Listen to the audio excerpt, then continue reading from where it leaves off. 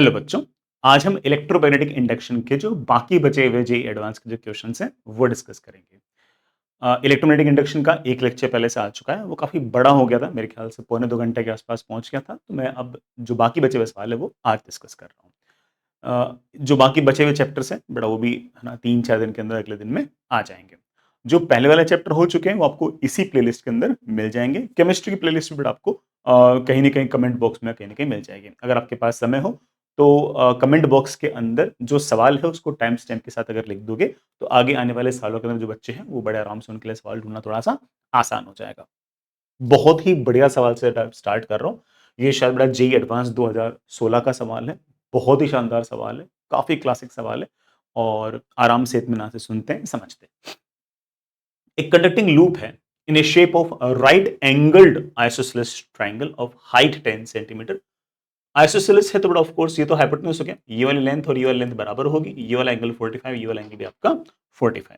ठीक है, ये हमारे पास सिचुएशन है। ठीक है, ये बड़ा वर्टेक्स आपका 90 डिग्री है। ठीक है, इसके पास में एक इनफाइनाइटली लॉन्ग कंडक्टिंग वायर है, बड़ा ही इनफाइनाइट लॉन्ग कंडक्टिंग वायर है।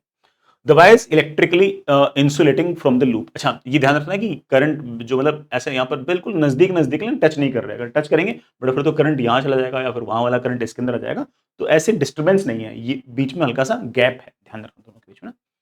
The wire is electrically insulated from the loop. Wire और बड़ा लूप जो थोड़े से अलग अलग है, थोड़ा सा बीच में गैप है। ठीक, the hypotenuse of the triangle is parallel to the wire. बड़ा ये हाइपोटेन्यूज और ये दोनों वायर पैरेलल हैं। The current in the triangular loop is in counter clockwise direction and is increasing at a constant rate of 10 ampere per second. बड़ा current जो है वो लगातार बढ़ रहा है और बढ़ने की जो रेट है वो मुझे 10 एम्पियर पर सेकंड दे रखी है। करंट इसके अंदर है, इस बड़ा इनफाइनाइट वायर में कोई बात नहीं कर रखी कि वहां पर एग्जैक्टली क्या कहानी।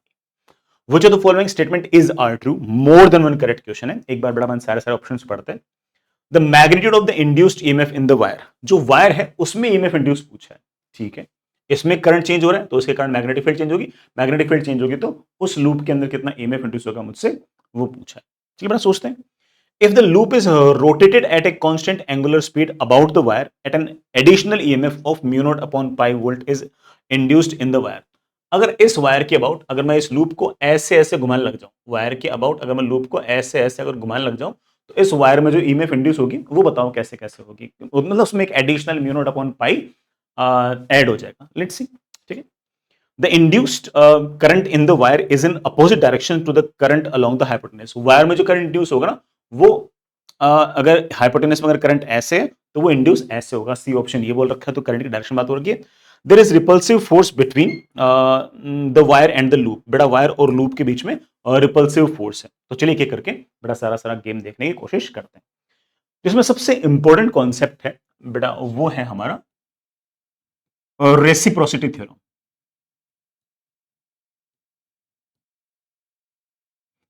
और जो रेसिप्रोसिटी थ्योरम है बेटा हो सकता है बहुत सारे बच्चों ने ना पढ़ रखी हो, मैंने बेटा क्लास के अंदर आपको बता भी रखी है, समझा भी रखी है और इवन एग्जांपल्स के थ्रू भी समझा रखी है। रेसिप्रोसिटी थ्योरम ये कहती है कि जो म्यूचुअल इंडक्टेंस है वो हमेशा ही एक पेयर के लिए डिफाइंड है। पेयर के लिए डिफाइंड है मतलब बेटा ये एक लूप 1 है और मेरे पास ये लेट से बेटा कोई लूप 2 है। लूप 1 में करंट I1 है ना, ये बेटा मेरे पास लूप 2 है। इस I1 करंट के कारण इस लूप 2 में से कोई ना कोई फ्लक्स गुजर रहा है। This is flux in loop 2। This flux in loop 2 is directly proportional to current in loop 1 and flux in loop 2 is equals to m times current in 1। m is known as of course mutual inductance या फिर coefficient of mutual inductance if we are going to be very specific। अगर इसमें I2 current बह रहा है और उसके कारण इसमें से फ्लक्स phi1 गुजर रहा है तो मैं लिख सकता हूं कि phi1 is directly proportional to current in loop 2। ये बड़ा थ्योरी का पार्ट है, आपको शायद याद ही है सब कुछ। अगेन बड़ा मैं बड़े आराम से कह सकता हूं कि phi1 is equals to m times of I2 और ये m और ये m सेम है। एक पेयर के लिए एक ही m डिफाइंड है। ये जो कांस्टेंट ऑफ प्रोपोर्शनलिटी है ना, इसके करंट के कारण चाहे इसमें फ्लक्स निकाल दो चाहे इसके करंट के कारण इसमें से फ्लक्स निकाल दो, जो कांस्टेंट ऑफ प्रोपोर्शनलिटी आएगा वो एक पेयर के लिए एक ही आएगा। आप सर इस पॉइंट पे इतना ज्यादा स्ट्रेस्ड क्यों हो, मतलब आप मतलब इसमें इतने स्ट्रेस्ड क्यों हो, मतलब इसलिए क्योंकि तार के कारण जो मैग्नेटिक फील्ड या फ्लक्स इस वायर में से लिखना है वो बहुत ही मुश्किल काम है भाई। वायर इनफाइनाइटली लॉन्ग है तो मुझे ऐसा अज्यूम करना पड़ेगा कि ये भी अपने आप एक लूप बना रहा है, यूं चलते चलते चलते चलते बड़ा फिर इनफाइनाइट से यूं चलते चलते फिर दूर इन्फिनिटी से चलते चलते चलते ऐसे एक लूप बनाना पड़ेगा मुझे, ठीक है। लेकिन इस छोटे वाले लूप के कारण इस इनफाइनाइटली लॉन्ग इनफाइनाइटली विड्थ वाले लूप में से फ्लक्स निकालना तो दुनिया भर का बड़ा मुश्किल काम है कि नहीं यार। तो वो अगर मुश्किल काम है तो मैं उसका उल्टा करूंगा, मैं क्या करूंगा कि इसमें से करंट मान के इसमें से फ्लक्स निकाल लूंगा, और इसमें से करंट मान के इसमें से फ्लक्स निकाल के मैं पहले मैं एम निकाल लूंगा, क्योंकि एम तो पेयर के लिए सेम ही है, चाहे इसके कारण इसमें से फ्लक्स निकालो चाहे इसके कारण इसमें से फ्लक्स निकालो, बेटा एम तो सेम ही है।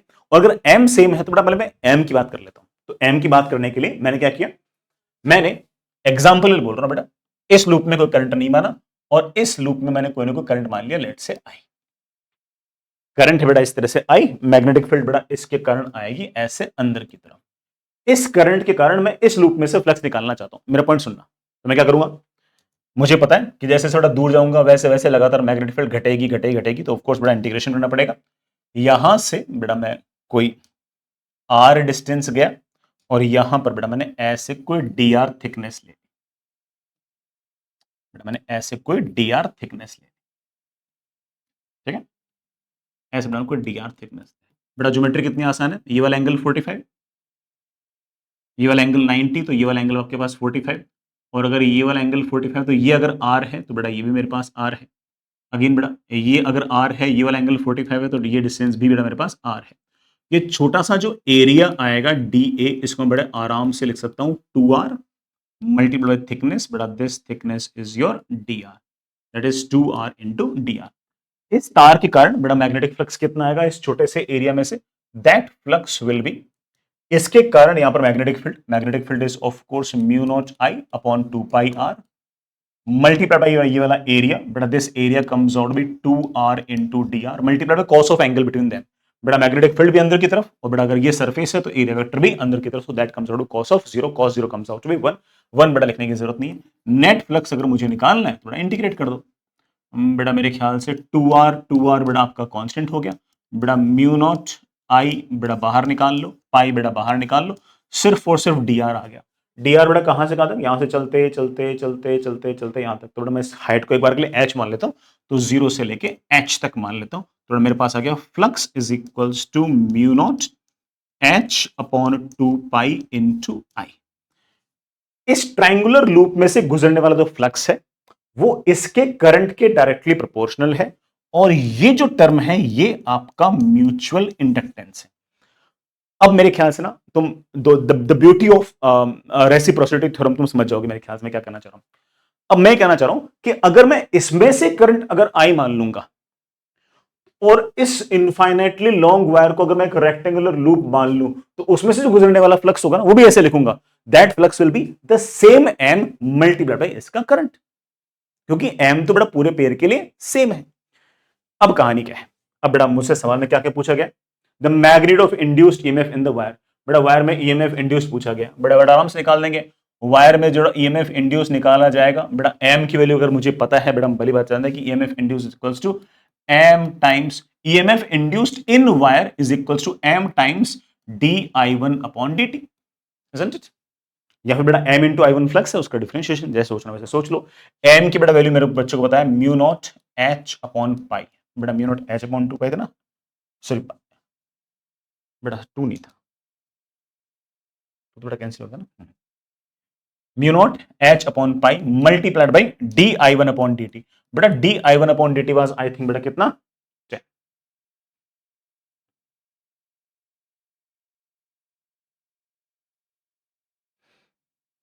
बेटा 10 था ना।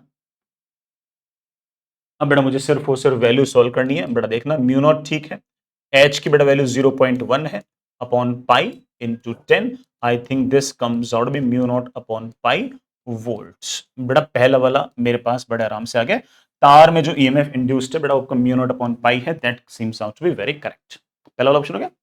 आगे चलते हैं, the loop is rotated at a constant angular velocity about the wire, an additional EMF of this much volt is induced in the wire. अगर मैं इस लूप को बेटा जो ट्रायंगुलर ये तो वायर है, इस ट्रायंगुलर लूप को अगर मैं ऐसे ऐसे ऐसे अगर रोटेट कराता हूं तो एक्सटर्नल कोई एक्स्ट्रा ईएमएफ इंड्यूस होगा। अगेन बेटा तार को अगर बेटा अपन रोटेट अगर करा रहे हैं और अगर वायर में से अगर ईएमएफ इंड्यूस निकाल रहे हैं तो मुश्किल है। उल्टा सोचो, तार के कारण इसमें ईएमएफ इंड्यूस सोचते हैं अपन, दैट इज इजी, क्योंकि तार के कारण मैग्नेटिक लाइन ऑफ फोर्सेस लिखना आसान है। अब जरा सोचो, ये रहा तार, और तार के कारण ऐसे circular magnetic line of forces आ रही हैं। तो अगर मैं इस ट्रायंगुलर लूप को अगर मैं ऐसे उठा के अगर यूं ले आऊंगा, तो जस्ट इस बात को इमेजिन करो कि जो आपके पास मैग्नेटिक लाइन ऑफ फोर्सेस जो आ रही हैं, वो मैग्नेटिक लाइन ऑफ फोर्सेस तो चाहे आपका तार, चाहे जो आपका ट्रायंगुलर लूप है, चाहे वो यहां हो, चाहे यहां हो, चाहे यहां हो, नंबर ऑफ लाइंस तो सेम ही आएंगी। रोटेशन के कारण नंबर ऑफ लाइंस थोड़ी इंक्रीज होंगी। अगर आपके पास ट्रायंगुलर वायर जो है वो चाहे यहां हो, ट्रायंगुलर वायर जो है बेटा चाहे यहां पर हो, जो जो लाइन यहां से क्रॉस होगी वही लाइन यहां से क्रॉस होगी, और वही ट्रायंगुलर शेप अगर मान लो चलते चलते चलते अगर यहां पास हो गया तो वही लाइन बेटा ऑफ कोर्स यहां से भी पास होगी। इसका मतलब ये हो गया कि इस तार के कारण अगर ऐसे circular magnetic line of forces है, तो वायर का जो रोटेशन है उसके कारण मैग्नेटिक लाइन ऑफ फोर्सेस तो चेंज ही नहीं हो रहे हैं, और मैग्नेटिक लाइन ऑफ फोर्सेस अगर उसमें से अगर चेंज नहीं हो रहे हैं तो रोटेशन के कारण कोई ईएमएफ इंड्यूस एक्स्ट्रा नहीं होगा। हाँ, तार में जो करंट चेंज हो रहा है उसके कारण ईएमएफ इंड्यूस है वो हम निकाल चुके हैं, that is mu not upon पाई। लेकिन अगर आपका ये जो ट्रायंगुलर शेप है अगर ये यूं चलते चलते चलते चलते अगर ऐसे आ रहा है, और अगर मैं लंबे वाले तार में अगर करंट मानता हूं, तो उसके कारण मैग्नेटिक लाइन ऑफ फोर्सेस तो ऐसे सर्कुलर शेप बनाएंगे, जो लाइन यहां से क्रॉस होगी वो यहां से भी क्रॉस होगी, वो यहां से भी क्रॉस होगी, वो यहां से भी क्रॉस होगी। तो लूप के ऐसे रोटेट करने से मैग्नेटिक लाइन ऑफ फोर्सेस की वैल्यू पर कोई फर्क नहीं पड़ रहा, रोटेट करने के कारण कोई फर्क नहीं पड़ रहा, रोटेट करने का कोई फर्क नहीं पड़ रहा, तो ऑफकोर्स उसी कारण कोई एक्स्ट्रा ईएमएफ इंड्यूस आने का तो सवाल ही नहीं उठता। ये सी अच्छा बेटा, the induced current in the wire is in opposite direction to the current along the hypotenuse. Hypotenuse में करंट और ईएमएफ में जो तार है बेटा उसमें जो करंट है दोनों की डायरेक्शन की बात कर रखी है। सोचते हैं, ये जो तार है ना बेटा, तार से बात नहीं बनेगी, हमें लूप मानना पड़ेगा। इनफाइनाइटली लॉन्ग वायर को लूप कैसे मानना है मैं कई बार सिखा चुका हूं। इनफाइनाइटली लॉन्ग वायर है बेटा, इसी वायर को ना ऐसे इंफिनिटी पे जाके ऐसे एक्सटेंड करके इंफिनिटी पर ले जाकर बेटा ऐसे करके क्लोज कर दो। बेटा ध्यान रखना, ये इनफाइनाइटली दूर है बेटा, ये इनफाइनाइटली दूर है, और ये इनफाइनाइटली दूर है इसलिए मैं नजर नहीं आ रहा है, हमें सिर्फ और सिर्फ ये वाला वायर ही नजर आ रहा है। तो जब कोई वायर हो ना इनफाइनाइटली लॉन्ग, तो क्या समझा करो, एक लूप समझ लिया करो। अब आराम से सुनो, ये वाला तार है, इस तार में करंट है ऐसे, करंट अगर ऐसे है तो मैग्नेटिक लाइन ऑफ फोर्सेस है ऐसे, मैग्नेटिक लाइन ऑफ फोर्सेस बेटा ऐसे बाहर की तरफ निकल रही है, यूं बाहर की तरफ निकल रही है, बाहर की तरफ निकल रही है बेटा, बाहर की तरफ निकलकर वापस से अंदर भी तो आती है, बाहर की तरफ निकलकर ऐसे अंदर भी तो आती है, तो यहां पर मैग्नेटिक लाइन ऑफ फोर्सेस ऐसे अंदर जा रही है। अब लेंस लो लगाते हैं, बात समझ ना, मैग्नेटिक लाइन ऑफ फोर्सेस तो क्लोज लूप बनाती है ना, तो अगर ये ट्रायंगुलर लूप है और उसमें अगर एंटी क्लॉकवाइज अगर करंट जा रहा है, तो मैग्नेटिक लाइन ऑफ फोर्सेस यूं बाहर निकलेंगे, बाहर निकलकर वापस भी तो आएंगे, बाहर निकलकर वापस भी तो आएंगी, बाहर निकलकर वापस भी आएंगे, बाहर निकलकर जो ऊपर से बड़ा वापस आ रही है ना, जो ऊपर वाले लूप में से गुजर रही है, मुझे उसमें इंटरेस्ट है। ये करंट बढ़ रहा है तो ये अंदर वाला मैग्नेटिक फील्ड बढ़ रहा है। लेंस लो क्या कहेगा कि इसमें जो करंट इंड्यूस होगा या जो ईएमएफ इंड्यूस होगा वो इस कॉज को अपोज करेगा। कॉज कौन है, मैग्नेटिक फील्ड का बढ़ना। अंदर की तरफ मैग्नेटिक फील्ड को बढ़ाने के लिए हमारी कोशिश क्या होनी चाहिए, बाहर की तरफ मैग्नेटिक फील्ड क्रिएट करना। इस लूप में बाहर की तरफ अगर मुझे मैग्नेटिक फील्ड क्रिएट करनी है तो करंट ऐसे मानू क्या, तो बच्चे बोलेंगे नहीं सर, करंट ऐसे मानोगे तो मैग्नेटिक फील्ड अंदर आ जाएगी, तो करंट ऐसे मान लो, करंट अगर मैंने ऐसे माना तो ऑफ कोर्स मैग्नेटिक फील्ड बाहर आ जाएगी। या फिर ऐसे मान लो कि ये इनफाइनाइटली लॉन्ग वायर है, इसमें करंट ऐसे मानूंगा तो मैग्नेटिक फील्ड मेरे पास बाहर आ जाएगी, और बाहर ही मुझे चाहिए। तो इसका मतलब इस तार के अंदर जो करंट है वो हाइपोटेनस के पैरेलल है, हाइपोटेनस के पैरेलल है। और ये क्या बोल रहे हैं, the induced current the wire is in the opposite direction to the current along the hypotenuse. बड़ा साफ साफ झूठ बोल रहा है, हाइपोटेनस के अंदर और बड़ा जो आपके पास इनफाइनाइटली लॉन्ग वायर है उन दोनों में करंट तो सेम डायरेक्शन में। There is repulsive force between the wire and the loop. ये तो बड़ा बिल्कुल सही बात, बिल्कुल सही बात, इसमें तो कुछ सोचने की जरूरत नहीं है, ये तो सीधा मतलब सबसे आसान आंसर ही बेटा ये लेंस लो होना चाहिए। अगर इस लूप में करंट अगर बढ़ रहा है तो मैग्नेटिक फील्ड बढ़ रही है, मैग्नेटिक फील्ड बढ़ रही है तो इस लूप में से गुजरने वाला फ्लक्स बढ़ रहा है, तो बेटा लेंस लो क्या कहता है, फ्लक्स घटना चाहिए। घटने के लिए ये वाला लूप बेटा नजदीक आना चाहिए, दूर जाना चाहिए, दूर जाना चाहिए। तो ये दोनों एक दूसरे से दूर जाने चाहिए, दूर जाने चाहिए तो अट्रैक्टिव होना चाहिए और रिपल्सिव होना चाहिए, ऑफ कोर्स रिपल्सिव होना चाहिए। सो बेटा of course this is going to be repulsive. अगला सवाल करते हैं, नेक्स्ट इज काफी ज्यादा आसान सवाल बेटा, मेरे ख्याल से जेई मेन में भी इस तरह के सवाल पूछ लेते इतने आसान। तो to inductors L1 1 milli henry का है, रेजिस्टेंस बेटा उसके पास 3 ओम है। L2 है 2 मिली हेनरी का है, उसका रेजिस्टेंस 4 ओम है। और एक रेजिस्टेंस है अलग से इन दोनों के अलावा से 12 ओम का, सबको आपस में पैरेलल लगा रखा है। तो ये और ये तीनों आपस में पैरेलल है। और किसके साथ पैरेलल में लगा रखा है? 5 वोल्ट की बैटरी के साथ लगा रखा है। The circuit is switched on at t equal to 0, t equal to 0 पर स्विच को ऑन किया। The ratio of maximum is to minimum current drawn from the battery. Battery में से maximum is to minimum current कितना होगा उसका ratio पूछा है। तो सिर्फ और सिर्फ जो लिमिटिंग वाला जो केस है बड़ा वही डिस्कस करने की जरूरत है। t इज इक्वल्स टू 0 पर आपके जो इंडक्टर्स हैं वो एक शॉर्ट वायर की तरह बिहेव करेंगे। अगर शॉर्ट वायर की तरह बिहेव करेंगे तो circuit will look something like this.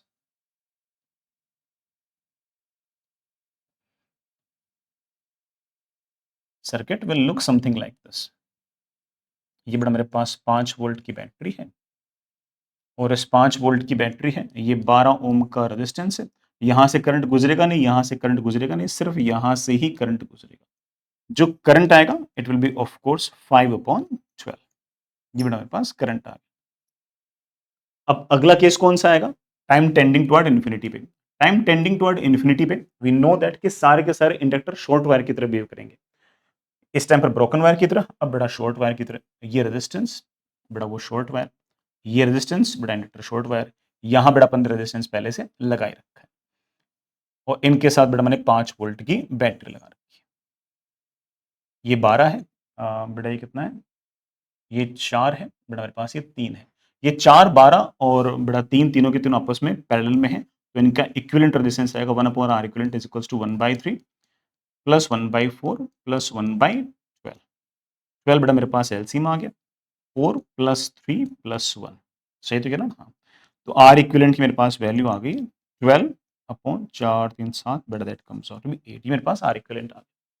इस टाइम पर करंट कितना होगा? बड़ा इस टाइम पर जो करंट होगा वो 5 वोल्ट की बैटरी है। करंट बड़ा मेरे पास आएगा 5 अपॉन इक्विवेलेंट रेजिस्टेंस बड़ा दैट कम्स आउट 5 into 8/12। अब ध्यान से देखो इस बात को, जब तीन तार बड़ा आपस में इस तरह से पैरेलल होंगे उस टाइम पर ऑफ कोर्स रेजिस्टेंस सबसे लीस्ट होगा, है कि नहीं यार? रेजिस्टेंस सबसे लीस्ट होगा तो ये वाला करंट आपके पास मैक्सिमम होगा। इस टाइम पर बड़ा, इस टाइम पर ऑब्वियस बात है कि बड़ा है ना, ये दोनों रेजिस्टेंस तो नहीं, सिर्फ 12 बचा, तो ये मैक्सिमम पॉसिबल रेजिस्टेंस है और मैक्सिमम पॉसिबल रेजिस्टेंस है तो ऑब्वियस बात है कि है ना आपके पास ये जो करंट होगा ये मिनिमम होगा। चेक करना तो चेक कर सकते हो। बड़ा रेशियो पूछा है, बड़ा रेशियो पूछा तो 5 into 8/12 डिवाइड बाय बड़ा व्हाट 12/5। आई थिंक बड़ा ratio comes out to be 8। ठीक है, अगला सवाल दिखने में मुश्किल लग सकता है लेकिन बड़ा सवाल काफी आसान है, सिर्फ और सिर्फ पेशेंटली पढ़ने की जरूरत है। कोई बच्चा अगर पेशेंटली आराम से अगर इस तरह के सवाल को पढ़ता है तो खड़ाक से आंसर ले आएगा। एक 10 centimetre long perfectly conducting wire है PQ, बड़ा 10 सेंटीमीटर मतलब 0.1 मीटर बड़ा इसकी लेंथ है। मूविंग विथ वेलोसिटी 1 सेंटीमीटर पर सेकंड, बड़ा इसके पास 1/100 मीटर पर सेकंड की वेलोसिटी है। बड़ा मेरी आदत है ना SI यूनिट में सब कुछ करने की, इसलिए ऐसा कर रहा हूँ।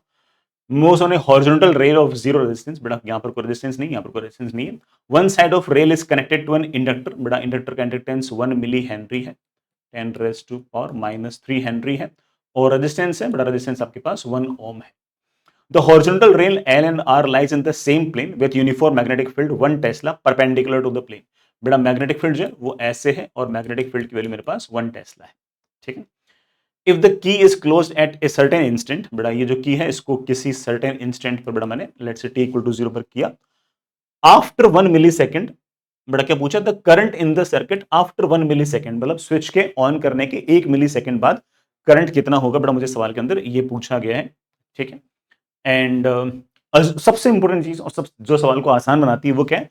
Assume that the velocity of wire PQ remains constant. ये जो वायर PQ है इसकी वेलोसिटी और कांस्टेंट है, ये मानते हुए सवाल करना है और वो हमेशा ही 1 सेंटीमीटर पर सेकंड है। तो बताओ कि स्विच ऑन करने के 1 मिली सेकेंड मतलब 10⁻³ सेकंड्स बाद करंट कितना होगा। जैसे आपने बोल दिया कि इस तार के पास वेलोसिटी कांस्टेंट है, बड़ा इसका मतलब तो EMF कांस्टेंट है ना। अदरवाइज बड़ा सवाल थोड़ा सा टफ होता, अदरवाइज बड़ा मुझे चिंता करनी पड़ती कि वेलोसिटी ऐसे होगी, फिर कुछ ना कुछ करंट आएगा, करंट के कारण बड़ा पीछे की तरफ एक फोर्स लगेगा ILB, और वो जो फोर्स होगा वो डिसाइड करेगा कि इसकी वेलोसिटी कितनी होगी, उसको मुझे डिफरेंशियल इक्वेशन भी बनानी पड़ती। लेकिन अब चीज थोड़ी सी आसान हो गई। अगर मेरे पास टाइम अगर 1 मिली सेकेंड हो गया, 10⁻³ सेकेंड भी हो गया, तब भी ये वाला जो वायर है ये मैग्नेटिक लाइन ऑफ फोर्सेस को कट कर, ये वाला जो वायर है मैग्नेटिक लाइन ऑफ फोर्सेस को कट करते हुए जा रहा है, इसमें कुछ ना कुछ ईएमएफ इंड्यूस होगा। V क्रॉस B बेटा हायर पोटेंशियल ऊपर की तरफ, लोअर पोटेंशियल नीचे की तरफ, हायर पोटेंशियल ऊपर की तरफ, लोअर पोटेंशियल नीचे की तरफ। बेटा बाकी आपके पास सिंपल इंडक्टर और रेजिस्टेंस लगा रखे। इंडक्टर बेटा आपके पास 10 raise to power minus 3 henry है, रेजिस्टेंस बेटा मेरे पास 1 ओम है, और जो ईएमएफ है एवरीवन नोस बेटा this comes out to be VBL. बेटा V है 1/100, B है बेटा आपका कितना 1, L बेटा कितना है, L कितना बेटा, हाँ आई थिंक बेटा EMF comes out to be 10 raise to power minus 3 volts. मुझसे पूछा गया, ये तो बड़ा कांस्टेंट ईएमएफ का सवाल हो गया, और कांस्टेंट ईएमएफ में ये तो सिंपल हमारे पास एलआर सर्किट है, और इस एलआर सर्किट में किसी भी टाइम पर कितना करंट होता है उसके रिजल्ट तो हमारे पास डायरेक्ट होते हैं। स्टैंडर्ड रिजल्ट है करंट होता है E upon R into 1 minus e raise to power minus R T upon L. बेटा किसी को ये वाला फॉर्मूला ना याद हो तो बेटा एक बार वापस से क्लास नोट्स चेक करना। तो करंट की बेटा मेरे पास वैल्यू आ गई है E बाई आर, ईएमएफ है 10 raise to power minus 3 volts upon resistance, बेटा resistance is 1, 1 minus e raise to power R कितना है बेटा 1, टी कितना है 10 raise to power minus 3, 1 millisecond था ना, एल कितना है 10 raise to power minus 3, 10 raise to power minus 3 cancel, I think this comes out to be 10 raise to power minus 3, 1 minus e raise to power minus 1, बेटा 1 e raise to power minus 1 की बेटा value मैंने आपको class में सिखा रखी है, 1 upon ई की वैल्यू होती है 0.37, सवाल के अंदर बेटा 0.37 ही दे रखी है, 1 माइनस 0.37 इज बेटा of course 0.63 into 10 raise to power minus 3 ampere. बेटा सवाल शायद मुझे हाँ x into 10 raise to power minus 3, तो बेटा x की वैल्यू आ गई ऑफ कोर्स 0.63, ये बेटा मेरे पास x की वैल्यू आ गई। ठीक है, इजी। चलिए बच्चों आगे चलते हैं। नेक्स्ट इज बहुत ही बढ़िया सवाल, बेटा मेरे ख्याल से जेईई एडवांस 2020 का सवाल है, काफी अच्छा सवाल है, और थोड़ा सा मैथमेटिकली इसमें सोचना भी पड़ेगा, मतलब कॉन्सेप्ट्स भी क्लियर होने चाहिए और थोड़ी बहुत मैथमेटिकल मैनिपुलेशन भी इस्तेमाल करनी अपन को आनी चाहिए। The inductor of two LR circuits are placed next to each other as shown in figure। बेटा ये एक LR सर्किट है, बेटा मेरे पास ये भी एक LR सर्किट है, और ये दो इंडक्टर ऐसे आस पड़ोस में रखे हुए हैं।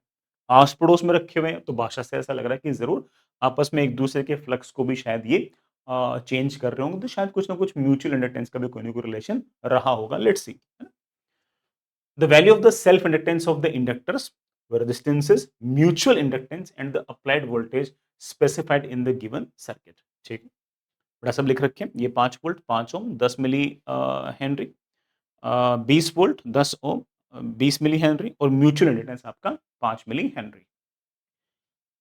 After both the switches are closed, बेटा जैसे मैंने इस स्विच को क्लोज किया और इस स्विच को क्लोज किया साइमल्टेनियसली, एक साथ क्लोज किया, ठीक?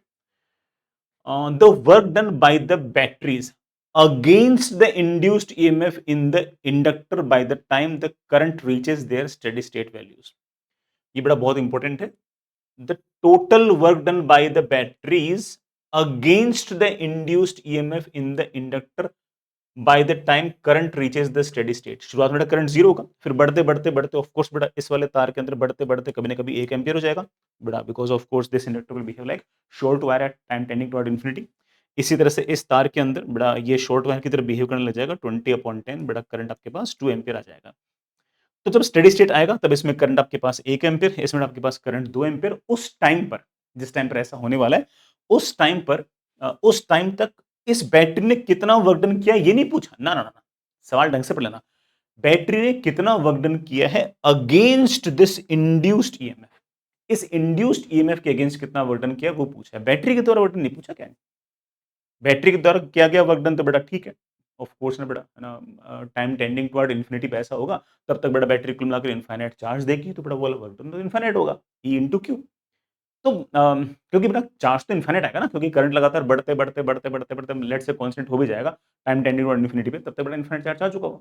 तो अगर टोटल वर्डन पे बैटरी अगर पूछा होता तो ऑफ कोर्स बेटा इनफाइनाइट वर्क डन, फिर ऐसे कह सकते हैं कि बहुत लार्ज वर्डन है, ये नहीं पूछा का work done against this induced EMF in this and this.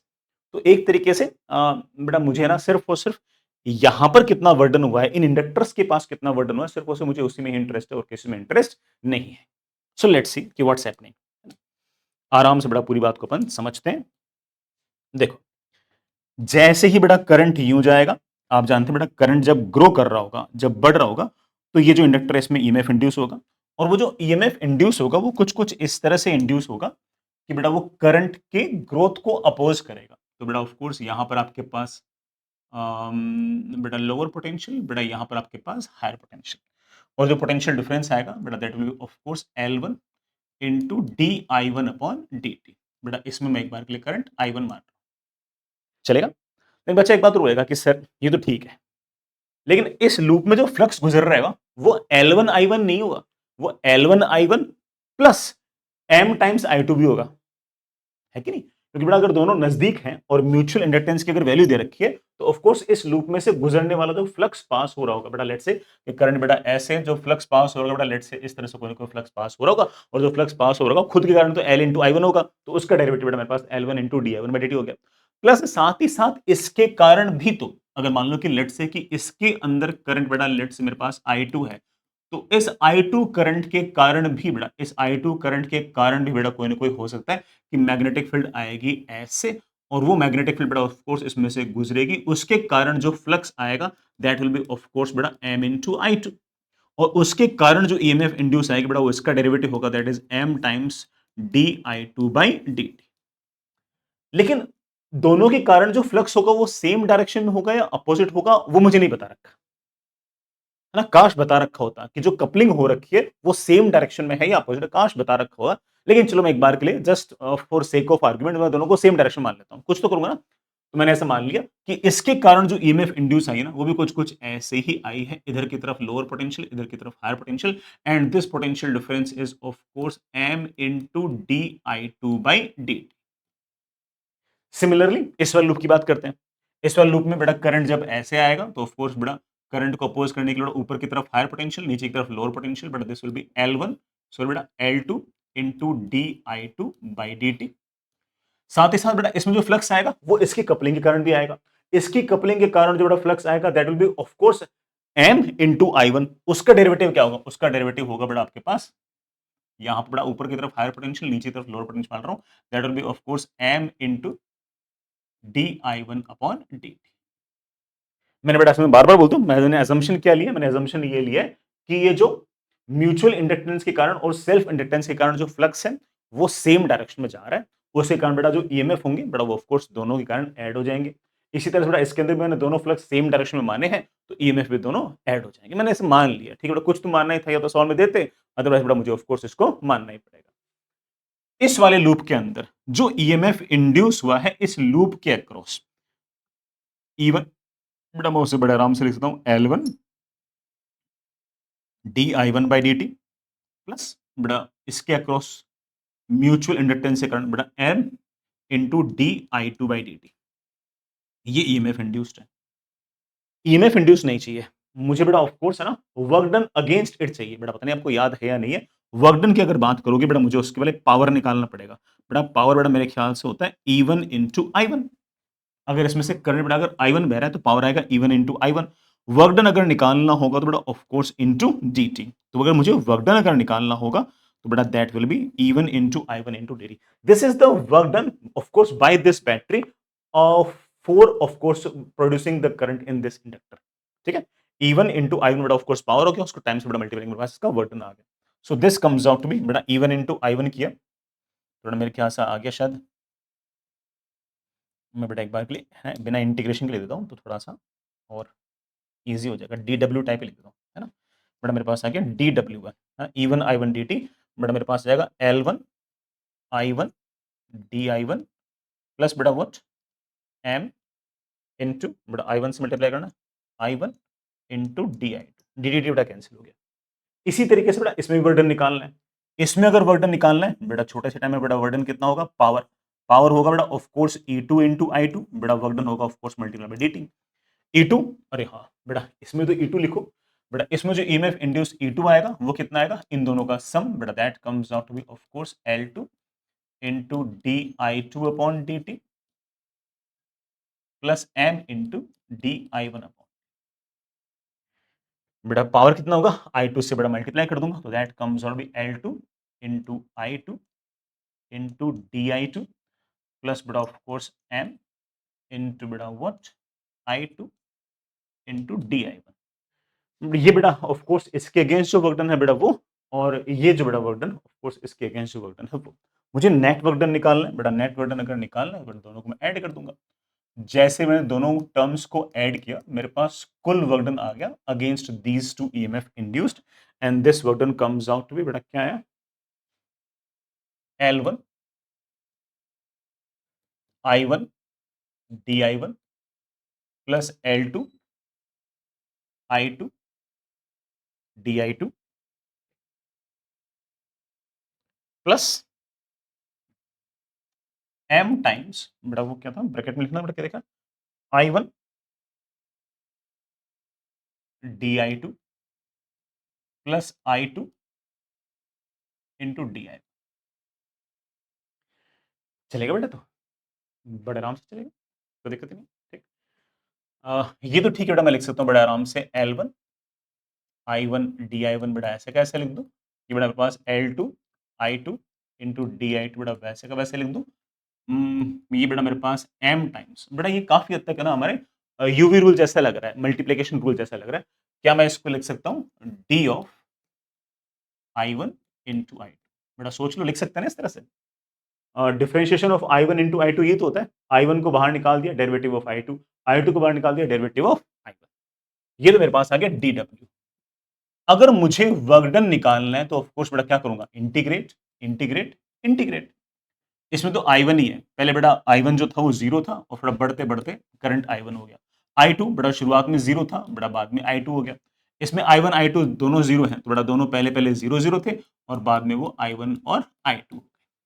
L1 DI1 सो बेटा L1 I1 DI1 का इंटीग्रेशन क्या होगा, L1 तो बेटा बाहर आ जाएगा, I1 DI1 का बेटा ऑफ कोर्स इंटीग्रेशन आएगा I1 का स्क्वायर अपॉन 2, लिमिट लगाएंगे तो बेटा ऑफ कोर्स 0 से लेकर I1 का अगर लिमिट लगाओ तो बेटा ये टर्म आ जाएगा आपके पास। इसी तरीके से बेटा L2 तो बेटा बाहर आ जाएगा, I2 इंटू DI2 का इंटीग्रेशन बेटा क्या आएगा, I2 का स्क्वायर अपॉन 2 बेटा that comes out B I2 का स्क्वायर अपॉन 2, लिमिट लगाओगे बेटा ये एक्सप्रेशन आपके पास वापस आ जाएगा, क्योंकि 0 पुट करेंगे तो 0 आ जाएगा।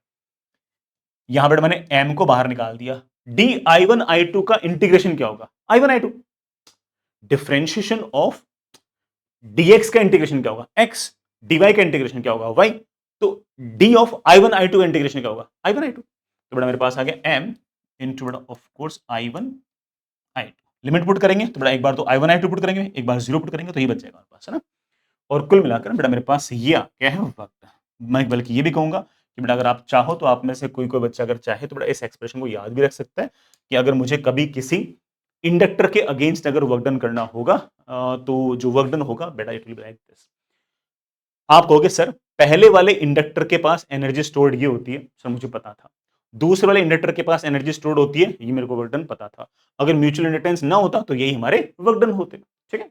अब बेटा मेरे पास एक एक्स्ट्रा एनर्जी और आ गई, किसके कारण, जो म्यूचुअल इंडक्टेंस था उसके कारण मेरे पास एक्स्ट्रा एनर्जी आ गई है। तो हाफ L1 I1 का स्क्वायर हाफ L2 I2 का स्क्वायर, ये वाला एक्सप्रेशन हमको पहले से पता था, ठीक। सिर्फ उससे बड़ा एक्स्ट्रा टर्म मेरे पास क्या आ गई, m times I1 into I2 मेरे पास एक्स्ट्रा टर्म्स आ गई। सिर्फ उससे बड़ा मुझे वैल्यूज पुट करनी है। L1 कितना बेटा, L1 है 10 millihenry half into 10 into 10 raise to power -3 into बेटा I1 का स्क्वायर, बेटा I1 मतलब जब स्टेडी स्टेट बेटा इसमें फाइनल करंट आ जाएगा वो बेटा मेरे पास 1 है, तो बेटा 1 का square plus half into L2, बेटा दूसरा जो इंडक्टर है उसका इंडक्टेंस कितना है 20 millihenry, but that's comes out 20 into 10 raise to power -3 into बेटा उसमें जो करंट है उसका स्क्वायर, बेटा इसमें करंट बेटा कितना था 2 था, प्लस m बेटा म्यूचुअल इंडक्टेंस शायद 5 मिली हेनरी था, हाँ 5 मिली हेनरी, तो that is 5 into 10 raise to power -3 into I1 into I2। ये बेटा मेरे पास आंसर आना चाहिए। और मिली जूल में पूछा है तो बेटा ऑफ कोर्स 10 रेस टू -3 हम अलग से लिख देंगे। बेटा मेरे पास यहाँ पर तो आ गया 5, बेटा यहाँ पर मेरे पास कितना आ गया 2 से बेटा 2 कैंसिल 14 प्लस बेटा यहाँ पर कितना आ गया 10 इंटू 10 रेस टू पावर -3, बेटा सब कुछ अगर SI यूनिट में सोल्व किया तो answer should be in joules. बेटा 40 और 50, 50 और 5 55, आई थिंक बेटा answer should be 55 into 10 raise to power -3 joules, या बेटा 55 millijoules should be the answer. ये बेटा मेरा आंसर आना चाहिए। अब इसमें कोई बच्चा ऐसा कह सकता है कि सर ना आपने ना सवाल करते वक्त है ना हल्की सी मक्कारी की, या फिर ऐसा कह सकते हैं कि आपने एजम्पशन लिया। आपने एजम्पशन लिया कि दोनों के अंदर जो म्यूचुअल इंडक्टेंस जो है वो इस तरह से है कि फ्लक्स जो होगा वो ऐड होगा।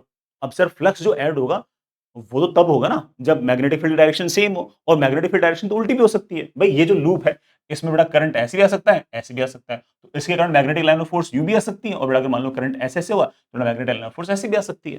तो सर वो फ्लक्स ऐड ही होगा, ये किसने कहा? और अगर फ्लक्स मान लो सब्ट्रैक्ट हुए तो? बेटा अगर फ्लक्स अगर सब्ट्रैक्ट हुए तो ईएमएफ इंड्यूस भी सब्ट्रैक्ट होंगी, है कि नहीं? फ्लक्स अगर बेटा माइनस होंगे तो बेटा ईएमएफ इंड्यूस भी माइनस होंगी। तो फ़र्क क्या पड़ेगा? बेटा फ़र्क तो मेरे ख्याल से ये पड़ेगा कि यहाँ पर माइनस आ जाएगा, यहाँ मैं बेटा अलग कलर यूज़ कर लूँ? लेट्स से हाँ बेटा ये कलर। यहाँ बेटा आपके पास माइनस आ जाएगा, यहाँ आपके पास माइनस आ जाएगा। जब बेटा ऑफ कोर्स आप इनको ऐड करोगे तो बेटा ऑफ कोर्स आपके पास यहाँ पर माइनस आ जाएगा, बेटा यहाँ पर आपके पास माइनस आ जाएगा। यहाँ माइनस आएगा, बेटा ऑफ कोर्स बेटा मेरे पास यहाँ पर भी एक माइनस आ जाएगा। बेटा फिर मेरे पास एक माइनस आ जाएगा। बेटा मेरे पास यहाँ पर एक माइनस आ जाएगा। तो कपलिंग के अंदर बेटा मान लो कि सपोर्टिव है, दोनों फ्लक्स सेम डायरेक्शन में, तो प्लस आ जाएगा। अपोजिंग है, तो बेटा उस केस में आपके पास माइनस आ जाएगा। तो स्टैंडर्ड फॉर्मूला कोई बच्चा याद करना चाहे बेटा याद कर सकता है। यहाँ माइनस तो मेरे बच्चे यहाँ पर भी क्या आ जाएगा? माइनस। बेटा फिर उस केस में आंसर क्या आएगा? 40 और 5 45, 45 में से बेटा 10 गए, बेटा that comes out with 35 millijoule. तो बेटा दो आंसर होने चाहिए, 55 मिली जूल और 35 मिली जूल, दोनों आंसर बेटा आपके होने चाहिए। अगर सवाल में और स्पेसिफिकली बोल दिया होता कि फ्लक्स जो है वो एक दूसरे को ऐड कर रहे हैं, है ना? तो बड़ा बड़े आराम से कह सकते हैं कि 55 मिली जूल ही आंसर आएगा। लेकिन अगर कुछ नहीं बोल रखा तो ऑफ कोर्स दोनों आंसर अपन लिख सकते हैं, 55 भी लिख सकते हैं और 35 भी लिख सकते हैं। ठीक है ना? मैंने सारा बता दिया, सिर्फ फॉर्मूला नहीं लिखा है, पूरी बात बताई। ठीक, आगे चलते हैं बच्चों। नेक्स्ट इज बड़ा बहुत ही बढ़िया सवाल, एंड अगेन सवाल वैसे अगर देखो तो बेटा फिजिक्स वाइज तो काफी आसान है, लेकिन अच्छी खासी मैथमेटिकल मैनिपुलेशन इसके अंदर है। हालांकि इस तरह की मैथमेटिकल मैनिपुलेशन मैंने आपको कई बार सिखा रखी है, बट फिर भी हो सकता है किसी बच्चे को ना आती हो तो वो जरूर देखे ना। Consider LC circuit. एलसी सिर्फ उस इंडक्टर और कैपेसिटर है with inductance 0.1 henry, capacitor 10 raised पर minus 3 farad, kept in a plane. The area of circuit is 1 metre square. बड़ा कोई क्लोज्ड सर्किट है और इसका एरिया 1 मीटर स्क्वायर दे रखा है।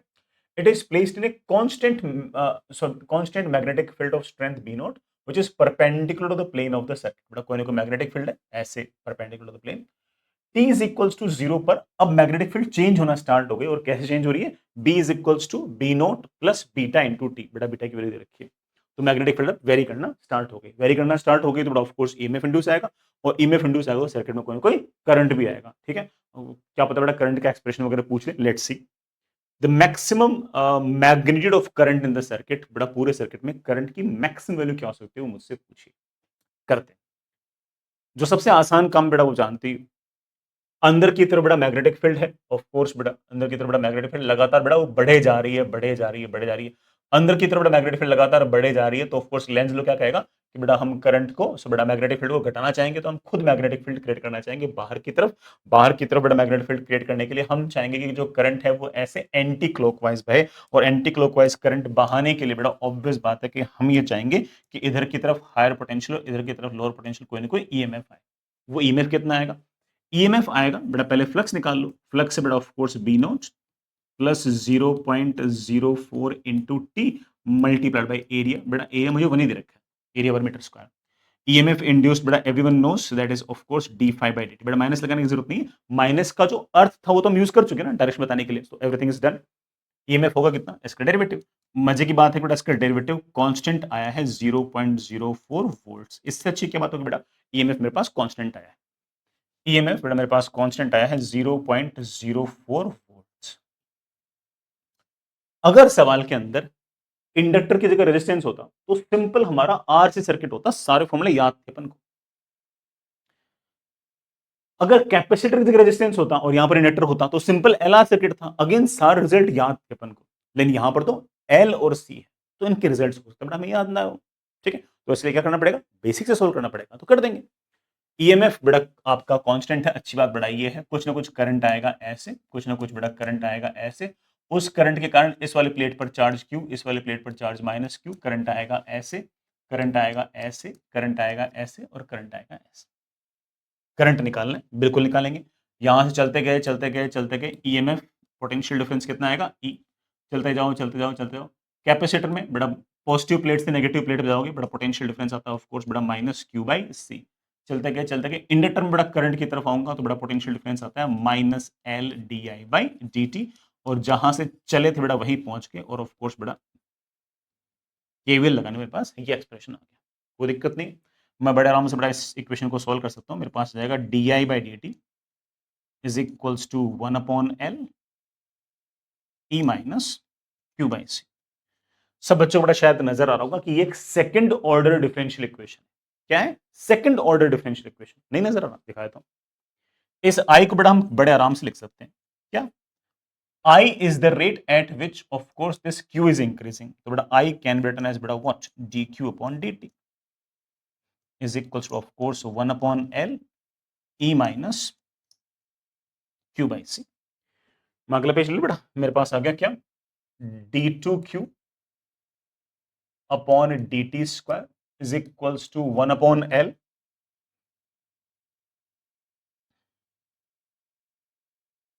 1 upon L C लिख दो बड़ा, 1 upon L C बड़ा, फिर अंदर क्या आ जाएगा? अंदर बड़ा क्या आ जाएगा? EC minus Q आ जाएगा, EC minus Q आ जाएगा। बढ़िया। कोई बच्चा कह सकता है कि सर ये वाली डिफरेंशियल इक्वेशन मेरे को नहीं आती, मैंने सर कभी सोल्व नहीं की। कर रखी, मैं दिखाता हूँ कैसे। एक काम करो बेटा, ऐसे लिख लो, ये जो तेरे पास EC माइनस क्यू है ना, इसको एक बार के लिए x पुट कर दो। एक बार इसको डिफरेंशिएट करना बेटा, मेरे पास जाएगा minus d Q upon D t is equals to of course बेटा d x upon D t. एक बार डेरिवेटिव और करना, तो minus d two Q upon D T square is equals to d two x upon D T square. जैसे बेटा यहां पर पुट किया, d two Q upon D T square को बेटा मैं पुट करूंगा, तो minus d two x upon D T square is equals to 1 upon L C. बेटा मेरे पास ये आ गया x, या फिर बेटा याद करो मेरे पास ये आ गया D two x upon D T square is equals to minus 1 upon L C into X. पता नहीं मेरे बच्चों को अब तो हल्का फुल्का याद आ गया होगा कि तो हमारे पास सिंपल हार्मोनिक मोशन की इक्वेशन आ गई, सेकंड ऑर्डर डिफरेंशियल इक्वेशन, जिसके हमने आंसर तक याद कर रखे हैं। सच में याद कर रखे हैं? पता नहीं बच्चों को याद है नहीं, मैं बड़ा बड़े आराम से लिख सकता हूं। x is equals to some constant into sine of omega. Omega बेटा मेरे पास 1 अपॉन रूट एल सी है, इनटू एक्स प्लस बेटा ऑफ कोर्स कोई ना कोई। सर एक्स नहीं निकालना मुझे, तो कुछ करंट वरंट की बात करनी है। बेटा एक्स किसकी जगह पुट किया था? EC माइनस क्यू की जगह पुट किया था, तो मेरे पास आ गया बेटा of course EC minus Q is equals to A times sine of 1 upon root L C into, oh sorry,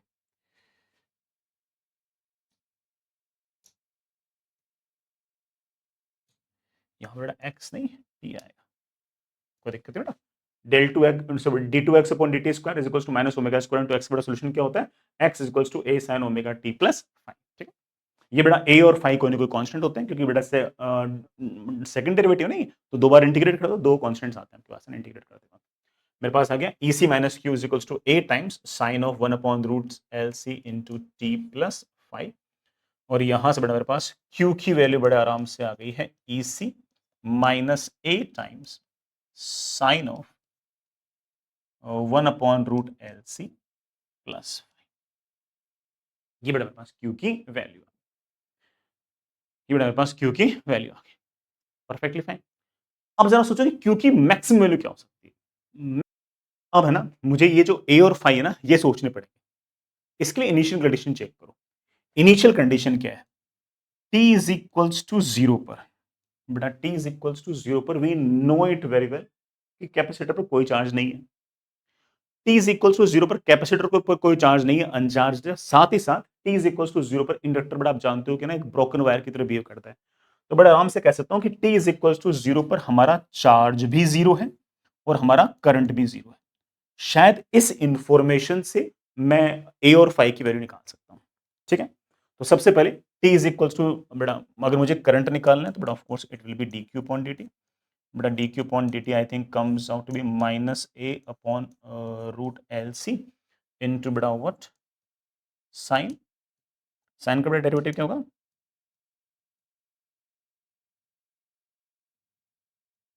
cos 1 upon root L C into T plus five. बेटा t is equal to zero put करना, बेटा t is equal to zero, बेटा मैंने जैसे put किया बेटा मेरे पास current की वैल्यू आ गई T is equal to zero पर बेटा minus A upon root L C into cos of phi. मैं क्या चाहता हूं, मैं चाहता हूं करंट जीरो हो, बेटा करंट जीरो होने के लिए बेटा cos phi should be equal to zero, तो बेटा phi comes out to be pi by two, तो बेटा मेरे पास फाइव की वैल्यू कितनी आ गई है, पाई बाय टू, बेटा फाइव की वैल्यू पाई बाय टू आ गई। अब मुझे ए और चाहिए, ए कैसे आएगा, बेटा मुझे पता है कि Q is equals to E C minus A sine of one upon root L C into T plus pi by two, बेटा ऐसे मैं ऐसे लिखता हूँ that is equals to E C minus A cos of one upon root L C into T, बेटा t is equals to zero जैसे मैंने put किया बेटा मेरे पास आ गया Q is equals to E C minus A, बेटा कॉस जीरो क्या, बेटा कॉस जीरो कम्स आउट बेटा of course one, t is equals to zero पर तो बेटा चार्ज कितना होना चाहिए, जीरो, तो बेटा ए की वैल्यू मेरे पास बड़े आराम से कितनी आ गई है, जैसे बेटा इसकी वैल्यू ई सी आ गई है, मैं बड़े आराम से चार्ज किसी भी टाइम पर लिख सकता हूं Q is equals to E C minus E C cos of one upon root L C into T. किसी भी टाइम पर अगर करंट निकालना होगा बेटा करंट होगा ऑफ कोर्स इसका डेरिवेटिव, बेटा डेरिवेटिव कितना होगा बेटा of course E C into बेटा one upon root L C, cos का डिफरेंस बेटा क्या होगा साइन, माइनस माइनस बेटा cancel, one upon root L C into T, बेटा करंट की मैक्सिमम वैल्यू क्या होगी, बेटा करंट की मैक्सिमम वैल्यू मेरे पास ये होगी, और करंट की मैक्सिमम वैल्यू मेरे पास बड़े आराम से आ गई है E into root of C upon L, बेटा ई एम एफ तो बेटा मेरे ख्याल से 0.04 आया था, C 10 raise to power minus three आ गया, एल बेटा मेरे ख्याल से 0.1 आ गया, 0.04 into root of 10 raise to power minus two, बेटा 0.04 10 raise to power minus two का रूट होगा 10 raise to power minus one, I think 0.004 ampere या 4 मिली एम्पियर हमारा आंसर आ गया, बेटा लिख भी देना आंसर शुड बी बेटा व्हाट 4 मिली एम्पियर, ठीक है। बहुत ही बड़ा स्टैंडर्ड साइज सवाल है, ठीक है, क्लास एग्जाम्पल को ही एक तरीके से बेटा क्या कहते हैं बेटा मैच तो कलम के अंदर कन्वर्ट कर रखा है। ये शायद बेटा जे एडवांस 2023 का सवाल है। सवाल इस तरह से, एक थिन कंडक्टिंग रॉड है एमएन, जिसका मास दे रखा है, लेंथ दे रखी है और इसका खुद का रेजिस्टेंस भी दे रखा है, और किसी फ्रिक्शनलेस कंडक्टिंग वर्टिकल रेल के ऊपर इसको रखा हुआ है। There is uniform magnetic field 4 Tesla directed perpendicular to the plane of the rod rail arrangement, ठीक है। अब क्या कर रहे हैं, the rod is release from rest, इस रॉड को रेस्ट रिलीज किया तो ये नीचे की तरफ आएगी, नीचे की तरफ आएगी तो ऑफ कोर्स बड़ा मैग्नेटिक लाइन ऑफ फोर्सेस को कट करेगी, तो इसमें कोई ना कोई मोशनल ईएमएफ इंड्यूस होगा। The rod is release from rest at T equals to zero and moves down along the rail, बेटा रेल पर ऐसे नीचे की तरफ आएगी, एयर ड्रैग वगैरह नहीं है बट ऑफ कोर्स ग्रेविटी तो है तभी तो नीचे आ रही है, ठीक है। मैच ईच क्वांटिटी, बेटा कुछ क्वांटिटीज दे रखी है, ई की पावर बेटा माइनस वन की वैल्यू मुझे दे रखी है, हालांकि बेटा ई की पावर माइनस वन की वैल्यू वैसे 0.37 होती है, लेकिन इन्होंने सवाल के अंदर कैलकुलेशन आसान करने के लिए 0.4 दे रखी है, तो ध्यान रखना इस बात का कि जो दे रखी है वही यूज करना है ना, ठीक। T is equal to 0.2 second पर मैग्नीट्यूड ऑफ इंड्यूस्ड ईएमएफ बेटा निकाल देंगे, 0.2 सेकंड पर the magnitude of magnetic force in newton, बेटा इसके ऊपर कितना मैग्नेटिक फोर्स लग रहा होगा वो पूछ रखा है, 0.2 सेकंड पर power dissipated as heat in watt, बड़ा ठीक है पावर पूछ रखा है। ये जो पीक्यू आ रहे हैं ये तीनों की तीनों 0.2 सेकंड पे है, तो अच्छी बात ये कि 0.2 सेकंड पर अगर एक बार मान लो कि रोड की अगर वेलोसिटी आ गई तो हम बड़े आराम से ईएमएफ इंड्यूस निकाल सकते हैं, ईएमएफ इंड्यूस निकाल सकते हैं तो करंट निकाल सकते हैं, करंट निकाल सकते हैं तो पावर निकाल सकते हैं, तो इट सीम्स लाइक दैट कि ना इतना टफ है नहीं, है ना। यही में अगर मान लो कि ये 0.2 पे, ये 0.4 पे और ये 0.6 है, 0.5 पे अगर पूछ रखा होता तो things would have been little bit tougher, but अब दिख रहा है कि हाँ यार सवाल उतना टफ है नहीं। ये बात मैं इसलिए बोल रहा हूँ क्योंकि बच्चे के बार मेरे से पूछने से सवाल छांटना कैसे कि पता चले कि ना ये इजी है या टफ है या आंसर जल्दी आएगा फास्ट आएगा, तो ऑफ कोर्स आंसर जल्दी आएगा क्योंकि सारे ऑप्शन 0.2 पे ही है। लास्ट वाला ऑप्शन क्या बोल रखा है, the magnitude of terminal velocity of the rod, बेटा रॉड की वेलोसिटी बढ़ते बढ़ते बढ़ते कभी ना कभी कांस्टेंट हो जाएगी, जो कांस्टेंट वाली वेलोसिटी वो पता करनी है, तो ये भी एक तरह से इसी का पार्ट है क्योंकि एक्सप्रेशन में हो सकता है बेटा velocity as a function of time बने, उसमें time tending to infinity put करेंगे तो ऑफ कोर्स टर्मिनल वेलोसिटी भी आ जाएगी। तो इट लुक्स लाइक दैट कि ना सबके सब आराम से एक दूसरे के साथ रिलेट होने वाले ही मामले हैं। मेरे पास बेटा ये रेल फिक्स्ड रेल है बेटा, ये ऊपर बेटा ये रेल, ये बेटा आपकी फिक्स है, अगेन बेटा ये रेल बेटा आपके पास ये भी फिक्स है। जो आपके पास बेटा रॉड थी वो आपने यहां से रिलीज की, अब रॉड चलते चलते चलते बेटा कभी ना कभी आपकी जो रॉड थी बेटा वो चलते चलते लेट से यहाँ कहीं पहुंच गई, और रोड बड़ा अगर यहाँ कहीं पहुंच गई, यहाँ से लेट से x डिस्टेंस नीचे पहुंच गई, तो रोड के पास बड़ा वेलोसिटी आ गई ऐसे नीचे की तरफ v, बड़ा v ऐसे मैग्नेटिक फील्ड बड़ा बाहर की तरफ है, v क्रॉस b बड़ा ऑफ कोर्स आपके पास हायर पोटेंशियल इस तरफ आएगा, लोअर पोटेंशियल बड़ा इस तरफ आएगा, इधर की तरफ हायर पोटेंशियल बड़ा इधर की तरफ lower potential, EMF induced will be of course VB, current आएगा बड़ा ऐसे। अच्छा रेजिस्टेंस, यहाँ कोई रेजिस्टेंस नहीं है, यहाँ जरूर बड़ा कोई ना कोई रेजिस्टेंस है। करंट यूं जाएगा, करंट बड़ा यूं जाएगा, करंट बड़ा यूं जाएगा, करंट यूं जाएगा। करंट को बड़ा बड़े आराम से हम लिख सकते हैं, that is of course VBL, ये ईएमएफ है अपॉन रेजिस्टेंस। इस बड़ा रोड पर नीचे की तरफ आई एम एम जी लगेगा बड़ा, ठीक है। एल वेक्टर ऐसे बड़ा मैग्नेटिक फील्ड बाहर की तरफ, एल क्रॉस बी बड़ा मैग्नेटिक फोर्स ऊपर की तरफ लगेगा, that magnetic force will be of course I into L into B. वैसे बेटा एक बात बोलूं, अगर सिर्फ टर्मिनल वेलोसिटी अगर निकालनी होती है ना, तो कोई डिफरेंशियल इक्वेशन लगाने की जरूरत नहीं है। जब आपके पास टर्मिनल वेलोसिटी आ जाएगी, जब रोड के पास वेलोसिटी कांस्टेंट हो जाएगी, तब उसका एक्सेलरेशन जीरो होगा, तब उस पर फोर्स जीरो होगा, तो mg को ILB के बराबर कर देंगे, तो उससे उस टाइम पर I आ जाएगा। I अगर पता होगा तो उस टाइम पर V भी हम बड़े आराम से पता कर सकते हैं। लेकिन पता लग गया कि ये तो बड़ा तब है जब सवाल में सिर्फ टर्मिनल वेलोसिटी पूछी हुई, यहां पर तो बीच के समय पर भी क्या हो रहा है वो भी हमसे पूछना, तो we have to completely solve it. mg नीचे, ILB ऊपर, mg माइनस ILB नीचे की तरफ नेट फोर्स है, it should be equal to mass into acceleration, ठीक है। mg माइनस ILB, आई को हम बड़े आराम से लिख सकते हैं v p l is equals to m into dv by dt। कोई दिक्कत नहीं बेटा, मेरे ख्याल से हम बड़े आराम से काम बन जाएगा बेटा। g minus B square L square upon M R into V is equals to D V D T. T values put करना, शायद बेटा जी कितना दे रखा है, जी 10 ही दे रखा है। बेटा बी कितना दे रखा है, बी दे रखा है 4, बेटा उसका स्क्वायर कितना हो गया 16। लेंथ ऑफ द रॉड कितनी दे रखी है बेटा, 25 सेंटीमीटर, तो बेटा that is of course 1/4 metre, बेटा 1/4 मीटर इज ऑफ कोर्स बेटा 1/16। मास कितना है बेटा, मास है 20 ग्राम, तो बेटा 20 इंटू 10⁻³ लिख दो। और रेजिस्टेंस कितना बेटा तार का, और रेजिस्टेंस है 10 ओम। बेटा मैं आपने नोटिस किया होगा मैं कैलकुलेशन आपके साथ साथ करता हूँ, है ना, जिससे बेटा ठीक है कैलकुलेशन में कोई अगर बच्चा मेरे से कोई बात सीखना चाहे तो सीख ले, ठीक है। ऑल्दो आई बिलीव दैट कि your calculation is of course much better than mine, ठीक है। I am not just being modest, but of course आपकी कैलकुलेशन मेरे से बेटर है, ठीक है। 16 से बड़ा 16 कैंसिल हो गया, एंड 10 माइनस बड़ा ये मेरे ख्याल से ऊपर 100 आ जाएगा, है ना, बड़ा 100 इससे cancel, 10 minus 5v is equals to dv by dt। बड़ा मेरे ख्याल से बड़ा क्या करूं, dv 10 minus 5v is equals to dt, integrate integrate. जब टाइम जीरो था तो बड़ा वेलोसिटी जीरो थी, किसी टाइम t पर बड़ा लेट से velocity comes out to be v।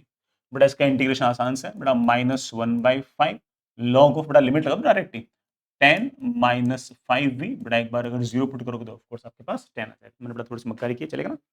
That comes out of course आपके पास dt, आई थिंक बेटा मेरे पास आ गया log of 1 minus v by two is equals to -5t। बड़ा v की वैल्यू शायद आ गई 2 टाइम्स बड़ा 1 minus e raise to power -5t। ये ले बेटा मेरा काम बन गया। जैसा कि आप देख सकते हो बड़ा वेलोसिटी लगातार लगातार बड़ा बढ़ रही है बढ़ रही है बढ़ रही है, टाइम टेंडिंग टुवर्ड इन्फिनिटी पर बड़ा ये जीरो हो जाएगी, और ऑफ कोर्स बड़ा टाइम टेंडिंग टुवर्ड इन्फिनिटी पर आपकी वेलोसिटी बढ़ते बढ़ते बढ़ते बढ़ते 2 हो जाएगी। मुझसे कब बेटा वेलोसिटी पूछी है, बेटा पहले वाले ऑप्शन के अंदर मुझे बेटा वेलोसिटी पूछी है, वेलोसिटी तो नहीं पूछी है बेटा, ईएमएफ इंड्यूस पूछा है कब 0.2 सेकंड पे, तो 0.2 सेकंड मुझे वेलोसिटी चाहिए होगी।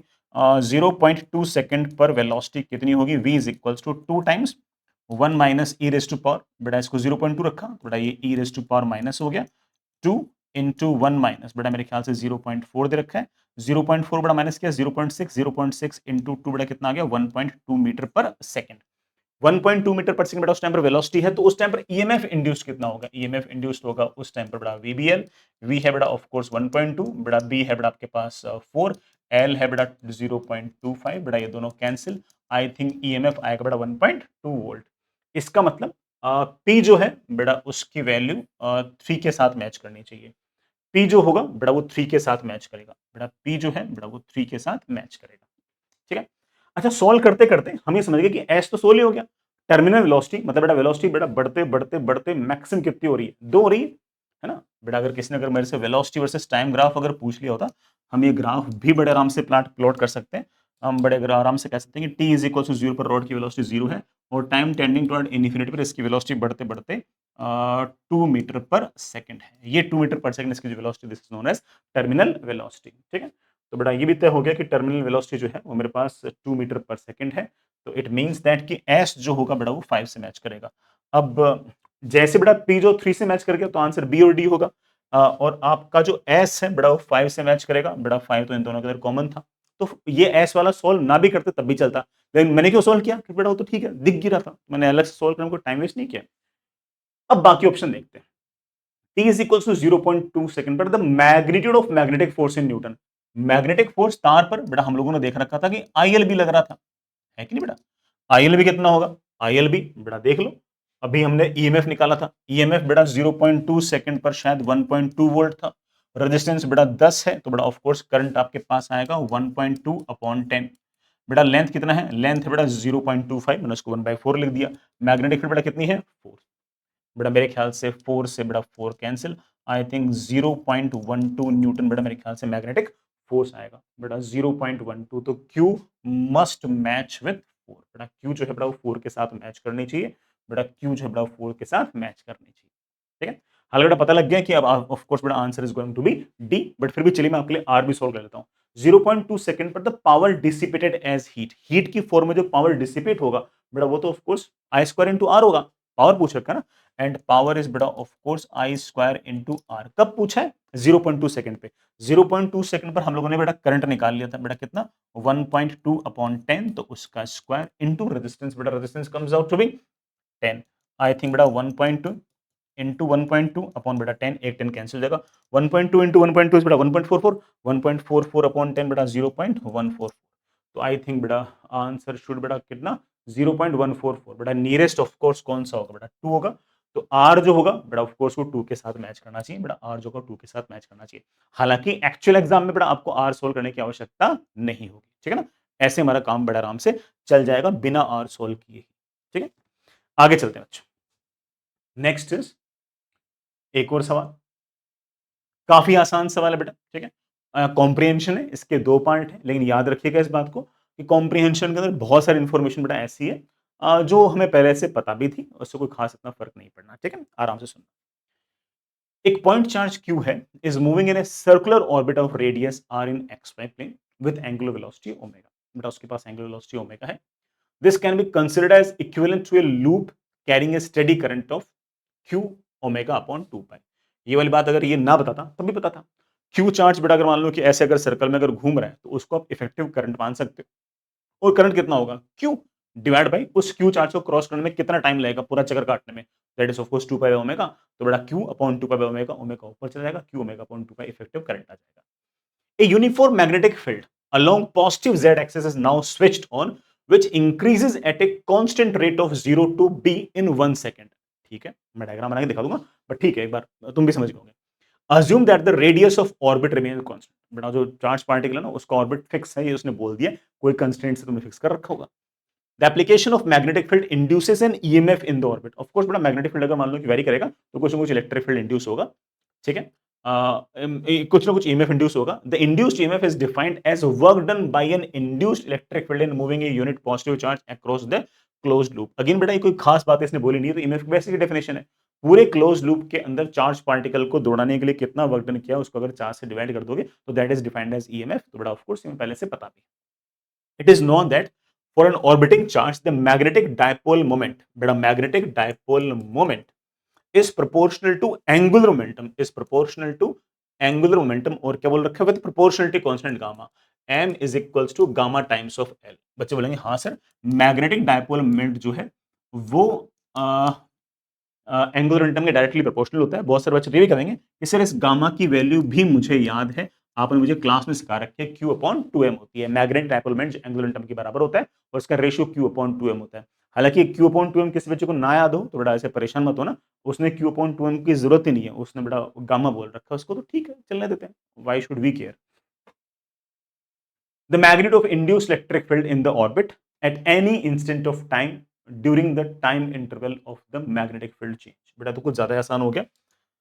मेरे पास ये कोई सर्कुलर रीजन है, इस सर्कुलर रीजन के अंदर बड़ा लेट से जेड एक्सिस के अलोंग बड़ा मैग्नेटिक फील्ड जो है वो बढ़ रही है, बड़ा जीरो से बढ़ते बढ़ते बी हो रही है, और ऐसा होने में उसने 1 सेकंड लिया। अंदर की तरफ मैग्नेटिक फील्ड है, बेटा बढ़ रही है, तो ऑफ कोर्स बेटा अंदर की तरफ मैग्नेटिक फील्ड बढ़ रही है तो करंट आना चाहिए ऐसे, करंट बेटा आना चाहिए ऐसे, करंट बेटा आना चाहिए ऐसे, करंट आना चाहिए बेटा आपके पास ऐसे, करंट बेटा आपके पास आना चाहिए ऐसे, तो ऑफ कोर्स इलेक्ट्रिक फील्ड आपके पास आएगी ऐसे, ऐसे बेटा आपके पास कोई ना कोई इलेक्ट्रिक फील्ड आएगी। इस इलेक्ट्रिक फील्ड के लिए कोई बच्चा मुझे ऐसा कह सकता है कि सर आप चिंता मत करो, यहां से आर डिस्टेंस दूर इलेक्ट्रिक फील्ड कितनी होगी? सर ये मुझे पता है, सर मैंने ना फॉर्मूला याद कर रखा है, टाइम वेरिंग मैग्नेटिक फील्ड का इलेक्ट्रिक फील्ड के फॉर्मूले से, and the formula is r/2 into dB/dt, that is r/2 dB, मतलब बड़ा मैग्नेटिक फील्ड का चेंज, बड़ा मैग्नेटिक फील्ड का चेंज ऑफ कोर्स बड़ा जीरो से बी हो गया तो बी चेंज है, dt मतलब बड़ा टाइम टेकन, तो I think that comes out to be rb/2। ये बड़ा मेरे ऑफ कोर्स इलेक्ट्रिक फील्ड आ गई है ऐसे। कूल, इजी, कोई दिक्कत नहीं बेटा, ये मेरे पास इलेक्ट्रिक फील्ड आ गई। There must be some option like that, बेटा आई होप बेटा कोई ना कोई ऑप्शन है। ऑफ कोर्स बेटा आंसर कम्स आउट में br/2, ये मेरे पास आंसर। किसी बच्चे को बेटा अगर मान लो कि ये वाला फॉर्मूला नहीं आता है तो बेटा वो क्या करेगा, वो पहले बेटा ईएमएफ इंड्यूस दो तरीके से निकालेगा। पहले वो बोलेगा कि पूरे लूप में जो ईएमएफ इंड्यूस है that is equals to d/dt of flux, और फिर बोलेगा कि sir the same EMF induce is equals to E into 2πr। ये बेटा उसने कॉम्प्रिहेंशन में लिख भी रखा है कि E into Q into 2πr work done होगा, उससे अगर Q से अगर डिवाइड करोगे तो that will B work done by electric field on A unit positive charge, और दोनों को बराबर करते हैं। लेकिन ये सब करने की जरूरत थोड़ी है, तो आपका ऑफ कोर्स हमारे थ्योरी का पार्ट है, हम लोगों ने पहले से पढ़ रखा है। ठीक है, ये आंसर मेरे पास आ चुका है, मेरे पास बेटा इलेक्ट्रिक फील्ड आ चुकी है। अब अगला सवाल पढ़ते हैं इसका। अगला सवाल क्या है, the change in magnetic dipole moment. बेटा मैग्नेटिक डायपोल मोमेंट का चेंज पूछ रखा है associated with the orbit at the end of the time interval। Time interval कौन सा, वो जो 1 सेकंड वाला है, for the magnetic field change. जितनी देर में ये मैग्नेटिक फील्ड चेंज होगी 1 सेकंड के अंदर, उतनी देर के अंदर कितना डायपोल मोमेंट चेंज हुआ है, हमसे ये पूछ रखा है। ठीक है, कंडीशन बेटा ध्यान से देखना, मेरे पास ये बेटा आर डिस्टेंस पे कोई ना कोई चार्ज पार्टिकल है, उसके पास बड़ा इनिशियल एंगुलर वेलोसिटी मैंने मान लिया है ओमेगा। ठीक है, इलेक्ट्रिक फील्ड जो आएगी बेटा वो ऐसे आ रही है कुछ ना कुछ, बेटा यूं अपोजिट डायरेक्शन में मेरे पास कोई ना कोई इलेक्ट्रिक फील्ड आएगी। इलेक्ट्रिक फील्ड हमेशा कॉज को अपोज करे, तो इलेक्ट्रिक फील्ड आपके पास इस तरह से अपोजिट डायरेक्शन में आ रही है। ठीक है, इसके कारण बेटा इसका ओमेगा घटेगा घटेगा घटेगा, 1 सेकंड बाद अगर ये t इज इक्वल्स टू 0 था, बेटा मेरे पास ये t is equals to 1 second है। इसके बाद बेटा इसके पास एंगुलर वेलोसिटी होगी बेटा लेट्स से ओमेगा डैश।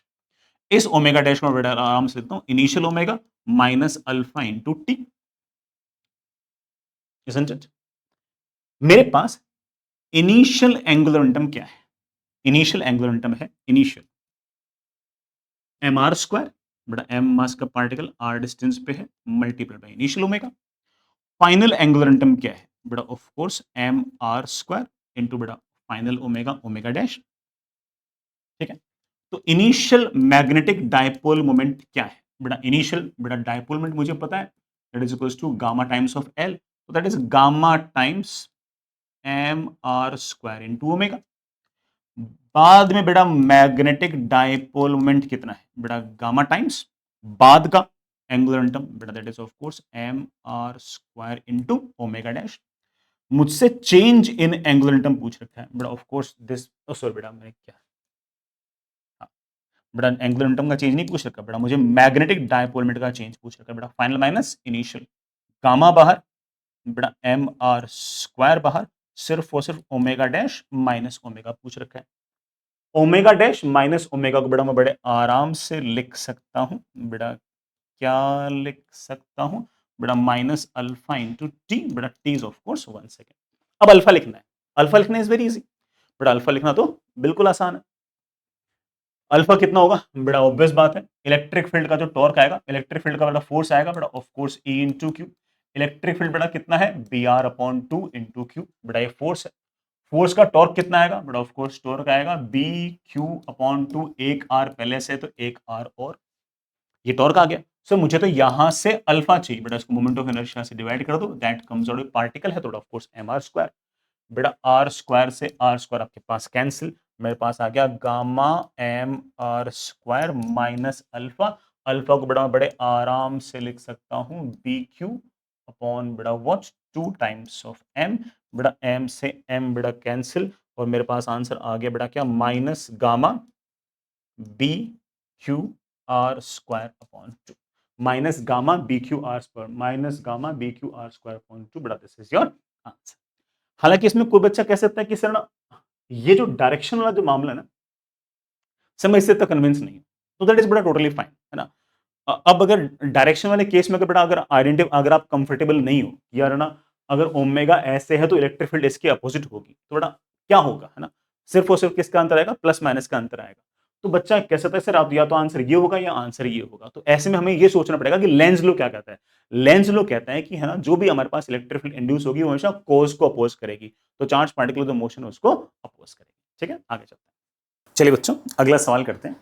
काफी आसान सवाल है और म्यूचुअल इंडक्टेंस का बिल्कुल बेसिक सा ही सवाल है। एक सर्कुलर वायर लूप है जिसका रेडियस आपके पास r है, is placed in X Y plane. बड़ा एक्स वाई प्लेन के अंदर है, ये बड़ा एक्स एक्सिस, ये वाई एक्सिस, इसके परपेंडिकुलर में नॉर्मल डायरेक्शन में of course Z axis. Square loop है बड़ा, जिसके साइड जो है वो a है और वो रेडियस के सामने बहुत छोटी है। बड़ा स्क्वायर लूप है और उसके डायमेंशंस बहुत छोटी है, डायमेंशंस बड़ा बहुत छोटी है, तो यहाँ यहाँ यहाँ यहाँ हर जगह मैग्नेटिक फील्ड सेम मान सकते हैं इस लूप के कारण। अच्छा, इसमें नंबर ऑफ टर्न्स जो ना वो आपको बड़ा 2 दे रखे, ठीक। इसके अंदर नंबर ऑफ टर्न्स बड़ा ऑफ कोर्स 1 ही है, अगर कुछ नहीं बोल रखा तो। कितने डिस्टेंस दूर है बड़ा यहाँ से, z is equals to √3r distance दूर है। अच्छा बेटा पहले से लिखा हुआ है, ठीक है, ये जो डिस्टेंस है बड़ा ये √3r मुझे दे रखी है। The plane of the square loop makes angle 45 degree with respect to z axis. कोई दिक्कत नहीं बेटा, ये जो मेरे पास जो स्क्वायर लूप था इसका जो प्लेन है ना वो z एक्सिस के साथ 45 डिग्री बना रहा है। अगर बेटा इसका प्लेन जो है ना बेटा वो अगर ऐसे 45 डिग्री बना रहा है तो उसका जो एरिया वेक्टर होगा वो भी z एक्सिस के साथ 45 डिग्री ही बनाएगा, ठीक है। If the mutual inductance between the loops, इन दोनों लूप्स के बीच में मुझे म्यूचुअल इंडक्टेंस पूछा है बेटा, कोई एक्सप्रेशन दे रखा है और इस एक्सप्रेशन में 2 की पावर समथिंग समथिंग है, वो मुझे 2 की पावर समथिंग समथिंग निकालनी है, तो कुल मिलाकर म्यूचुअल इंडक्टेंस निकालना पड़ेगा। किसी एक में करंट मान के दूसरे में से फ्लक्स निकालना पड़ेगा। ऑफ कोर्स बेटा इस बड़े वाले लूप में से मैं करंट मानूंगा और इस बड़े वाले लूप के अंदर बेटा मैं अगर करंट मानूंगा लेट से ऐसे, तो इसके कारण मैग्नेटिक फील्ड आएगी ऐसे, यहां पर बेटा मैग्नेटिक फील्ड आएगी ऐसे। ये मैग्नेटिक फील्ड बेटा लिखना हमारे लिए बाएं हाथ का खेल है, म्यू नॉट, इसमें नंबर ऑफ टर्न्स बेटा 1 ही है, इनटू आई, बेटा इसमें करंट मैंने आई मान लिए, I R square upon 2 times R square plus बेटा इस डिस्टेंस का स्क्वायर प्लस बेटा 3r स्क्वायर की power 3/2, that comes out to be mu not I R square upon 2 times बेटा मेरे पास 4r स्क्वायर आ गया। 4r स्क्वायर का रूट कितना होगा, 2r स्क्वायर, 2r स्क्वायर का बेटा क्यूब कितना होगा, आई थिंक बेटा 8 टाइम्स r क्यूब, सही लिखा ना, तो that comes out to be mu not I upon बेटा व्हाट 16r, मेरे पास मैग्नेटिक फील्ड है। मैग्नेटिक फील्ड ऐसे है बेटा, इसका एरिया वेक्टर ऐसे है, इसका जो एरिया वेक्टर है वो कितना है, एरिया वेक्टर बेटा area square multiply by number of turns, है कि नहीं। एक लूप का एरिया बेटा ए स्क्वायर है, तो बेटा अगर 2 लूप है तो उसका एरिया बेटा 2 टाइम्स ए स्क्वायर।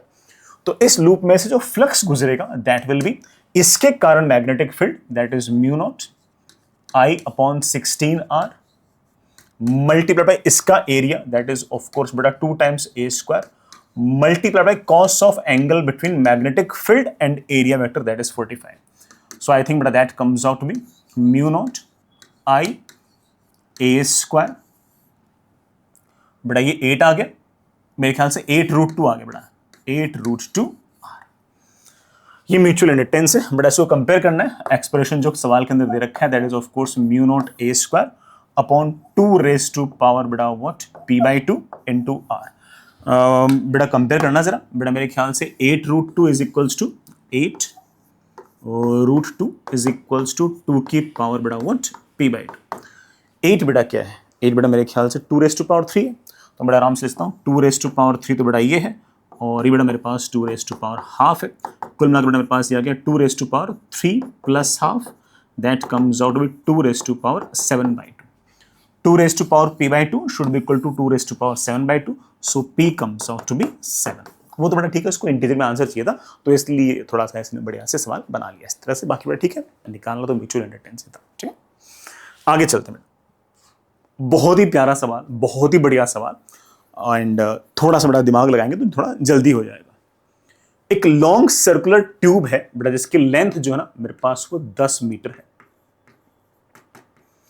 रेडियस जो है बड़ा उसका 0.3 मीटर है, carries a current I along the curved surface as shown. बेटा ध्यान देना, इस लूप में करंट जो ना वो ऐसे है, ऐसे, इसमें करंट यू नहीं बेटा, करंट ऐसे, सॉरी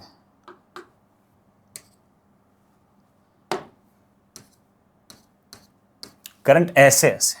ठीक, एक वायर लूप है बेटा जिसका रेजिस्टेंस 0.05 ओम्स है, जिसका रेडियस 0.1 है, is placed inside the tube. बेटा मेरे पास अंदर एक दूसरा लूप है, इस लूप की अगर बात करूं तो इसका रेडियस बेटा मेरे पास 0.1 मीटर है, और इसका खुद का जो रेजिस्टेंस है बेटा मेरे पास वो 0.005 ओम है।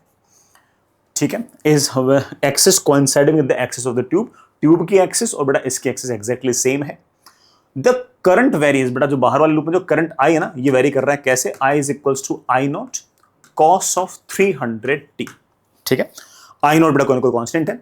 If the magnetic moment of the loop, ये जो लूप है ना इसका मैग्नेटिक मोमेंट मुझसे पूछ रखा है, और बेटा वो कुछ मुझे एक्सप्रेशन दे रखा है।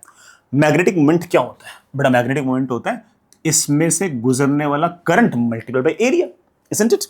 इसका मैग्नेटिक डायपोल मोमेंट होगा बेटा of course current multiplied by बेटा इसका जो भी एरिया है वो। बेटा इसका एरिया कितना था, एरिया बेटा ऑफ कोर्स इसका होगा पाई इंटू बेटा स्मॉल आर स्क्वायर लिख दूं, बाद में वैल्यू सवाल में लिख देंगे।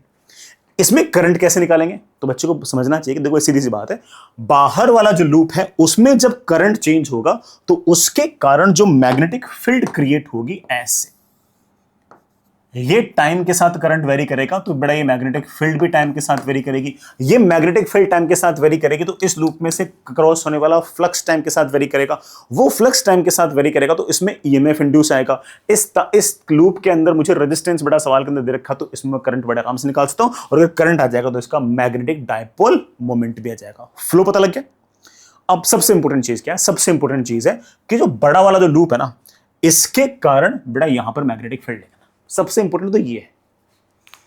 अब इसमें दो रास्ते हैं, एक रास्ता तो ये है कि बेटा मैं यहां से किसी x डिस्टेंस दूर जाऊं ऐसे, और एक dx थिकनेस लूं, और इस dx थिकनेस के अंदर बोलूं कि करंट की जो वैल्यू होगी वो होगी I/10 इंटू dx। कमॉन बेटा, 10 मीटर पर अगर I करंट फैला हो तो ds थिकनेस पे कितना करंट फैला होगा, और इस लूप के कारण बेटा ये वाला जो पॉइंट होगा वो एक्सिस पर पड़ा होगा, और बेटा मैं बड़ा आराम से मैग्नेटिक फील्ड लिख दूंगा। बेटा फिर मैं ना x की वैल्यू को -L/2 से लेके +L/2 तक इंटीग्रेट कर दूंगा, और बेटा L बड़ा ऑफ कोर्स R के मुकाबले काफी ज्यादा है, तो कुछ ना कुछ एक्सप्रेशन बन जाएगा। एक रास्ता तो ये है, उससे भी आंसर आ जाएगा। लेकिन मैं कह रहा हूं कि ना थोड़ा दिमाग लगाओ, अगर इस पूरे सिलेंडर में यूं करंट बह रहा होता तो बड़ा ऑफ कोर्स जो सिलेंडर वाले फॉर्मूले वो काम आ जाते, लेकिन यहां पर करंट जब वो ऐसे कर्व के अलोंग जा रहा है, सोचो कि ऐसे कर्व के अलोंग करंट जाया करता था किसके अंदर, सोलेनोइड के अंदर। सोलेनोइड में जब ऐसे करंट बड़ा कर्व के अलोंग जाया करता था तो एक्सिस के अलोंग मैग्नेटिक फील्ड हुआ करती थी, और उस मैग्नेटिक फील्ड की वैल्यू हुआ करती थी μ0 Ni। एन क्या था, एन बेटा मेरे ख्याल से था number of turns per unit length. ठीक है, अब जरा सोचो कि Ni क्या है। आई था एक लूप में current, total number of loops कितने हैं n, तो टोटल करंट हो गया ना, नहीं समझा। एक लूप में करंट है i, और ऐसे मान लो टोटल नंबर ऑफ लूप्स मेरे पास n है, तो टोटल करंट बेटा क्या हो जाएगा n इंटू आई। तो बेटा एक तरीके से मेरे पास ये हो गया μ0 टोटल करंट अपॉन लेंथ। मैं बड़े आराम से ऐसा कह सकता हूं कि ये एक तरीके से सोलेनोइड तो है, और सोलेनोइड का जो करंट बड़ा मैग्नेटिक फील्ड का जो फॉर्मूला उसको हल्का फुल्का इस तरह से कन्वर्ट कर सकता हूं। ये जो आई है ये एक लूप का करंट नहीं है, पूरे के पूरे उसमें जितना नेट करंट बह रहा है वो है। मैं बड़े आराम से कह सकता हूं कि मैग्नेटिक फील्ड जो आएगी बेटा वो टाइम के साथ वेरी आएगी, और वो आएगी μ0 है बेटा करंट, ये करंट बेटा टाइम के साथ वेरी कर रहा है, I naught cos of 300t upon बेटा लेंथ, ये तो मैग्नेटिक फील्ड आ गई। सर मुझे तो फ्लक्स लिखना है बेटा, अगर तेरे को फ्लक्स लिखना है तो क्या करेगा बेटा, फ्लक्स लिखना तो मैग्नेटिक फील्ड है ऐसे, इसका एरिया वेक्टर भी ऐसे, एरिया आएगा ऑफ कोर्स बेटा पाई इंटू स्मॉल आर का स्क्वायर।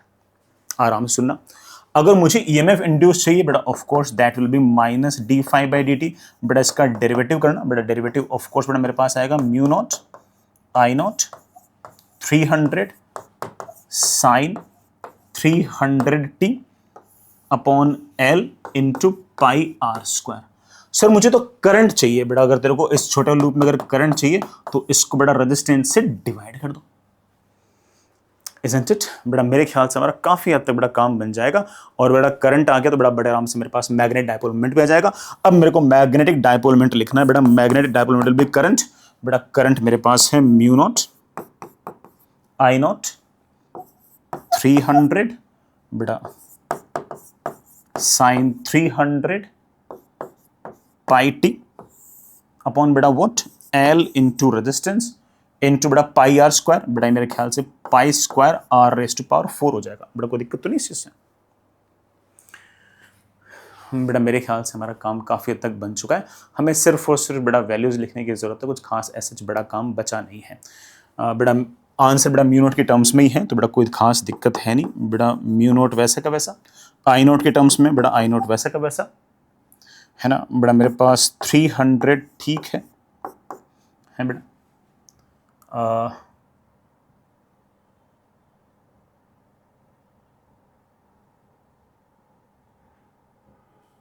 हाँ बेटा pi square R raise to power 4, बेटा इसका रेडियस कितना है 0.1 रेज टू पावर 4 इंटू बेटा what sine 300 pi T upon upon upon length बेटा कितनी है, शायद बेटा 10 है, और रेजिस्टेंस बेटा कितना है 0.005 है।